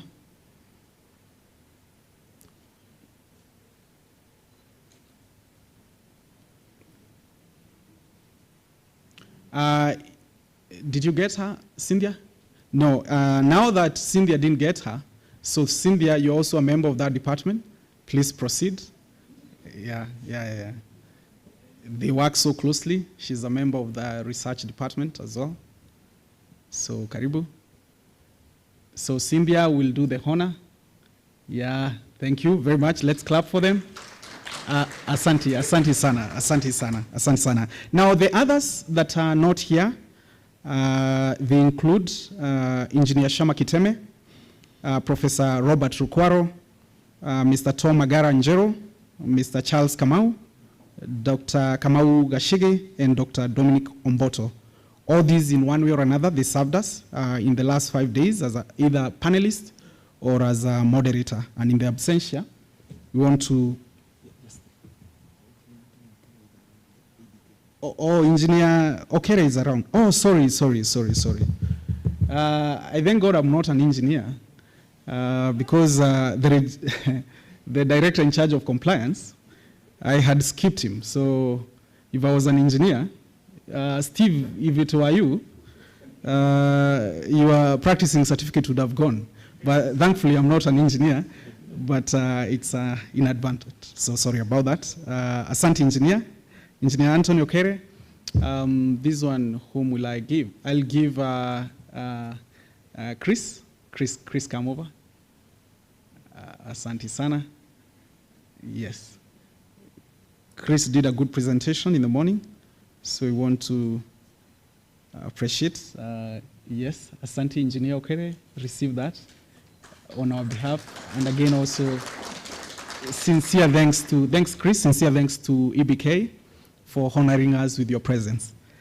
Now, as we come to the closure, I think I have remembered everyone else. As we come to the closure, I would like to ask the research department, wherever they are, members of the research department, kindly rise up wherever you are. I know there are those who are outside. Members of the research department.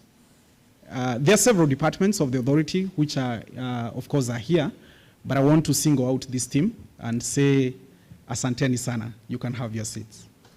Yeah.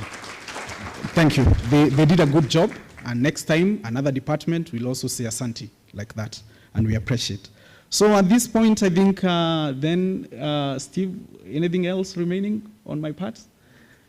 Asante sana. So on behalf of our executive director, Engineer Maurice Akech, he would have really loved to be with us today, but I know he has an issue where he was resting one of his family members today, very close. It's important for me to mention that. He would have really loved to be together with us. This being the last day, he would really have loved to be together with us. You know, he has given us a lot of support, but today it was not possible for him to be with us, and for that, he passes his sincere apologies and pray that he's able to see us in the next forum like this one, or in any other NCA activities. There are so many other activities of NCA that will be coming up. I know QS Susan will be leading us in a very short while to drum support for the building code, so we'll be across the country trying to sell the building code and engaging the stakeholders. There are several activities that we'll be doing across the country, and very soon you'll be seeing us. And whenever we come to you as our great stakeholders, we are looking forward to your support. Now, for contractors who participated in this event, there will be award of CPD points. So if you are a contractor, make sure that you register yourself as such in our registration list. So make sure that you indicate you are a contractor and which company you are representing. Now, especially for the members of academia, and I'm very happy to see Professor Masu, who has stuck with us. And Professor Masu has a culture of being very much on time. No wonder he was the construction manager of the Nairobi University Tower, because he's always the first person to be registered in our list. I don't know whether you have noted that. His name is always entered the first one at the door. And even when he was my professor, he always waited for us when we came in. So Prof, for that, there will be a certificate for all of us, and especially for members of academia, because that is very important. Because of their outreach activities, of course, in offering a public service, and they need that. But we'll not only give to academia, we'll give to all of us. So there's a certificate that will be coming, and we sincerely want to say thank you in advance as you also wait to receive that. Now, the other issue, our technical team, you appreciated, but I want to single out our manager for corporate communication, for making sure that these activities are entrenched in the hearts of Kenyans, and going forward, research is going to be a big theme for this country. Selling research is very difficult. It's not like selling politics. And seeing Kenyans having our activity trend for the last so many days, trending more than politics, then it's a lot of work done. So we appreciate all of us for taking time to tweet and to entrench this activity in the hearts of Kenyans. And we believe the results that we are getting from here will go a long way in terms of improving our practices, our policies, and several other activities that we'll engage at going forward. So with all those many remarks, I want to say sincerely thank you to everyone who made this activity a success, government agencies represented here, everyone who played a role. We want to say thank you very much. I'll surely miss you because I'm not imagining that I'm not waking up tomorrow to come here, but nonetheless, it's all right. We can meet next time. God bless you and God bless Kenya. Asanteni sana. Let's bow for a word of prayer. I can lead us in a word of prayer if you allow. Thank you. I love praying. Almighty Father, in the name of Jesus, we want to thank you and to appreciate you for being so kind to us, working with us throughout this week as we disseminated construction research.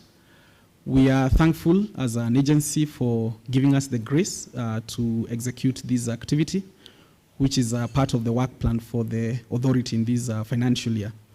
We are grateful that, Lord, you allowed Kenyans to participate both physically and also virtually so that we can entrench the issue of knowledge and wisdom among us, your people. You have said where there is no knowledge and where there is no wisdom, your people will perish. But we pray that as a country, and in regard to this specific sector of the construction industry, we shall not perish because of lack of wisdom and knowledge. We are therefore thankful also for those who worked very hard to produce these research output and outcomes, because without them, Lord, we had nothing to discuss. We pray that even as we get to the next wave of executing 6 more researches, that, Lord, you shall bless each and every investigator who is involved in this activity. We pray that you may bless our country, and as we move forward, Lord, we shall continue to prosper the construction industry and other attendant sectors that are supported by this industry, God. Everyone who was represented here, we dedicate them to you. We pray that, God, you shall bless all of us. You'll also allow us to grow in our respective areas, Lord. As we grow the construction industry, may we also grow in our areas that we represent. And this we pray in Jesus' name, believing and trusting in you. Amen. Thank you very much. May the grace of our Lord Jesus Christ and the love of God and the fellowship of the Holy Spirit be with us now and forevermore. Amen. God bless you.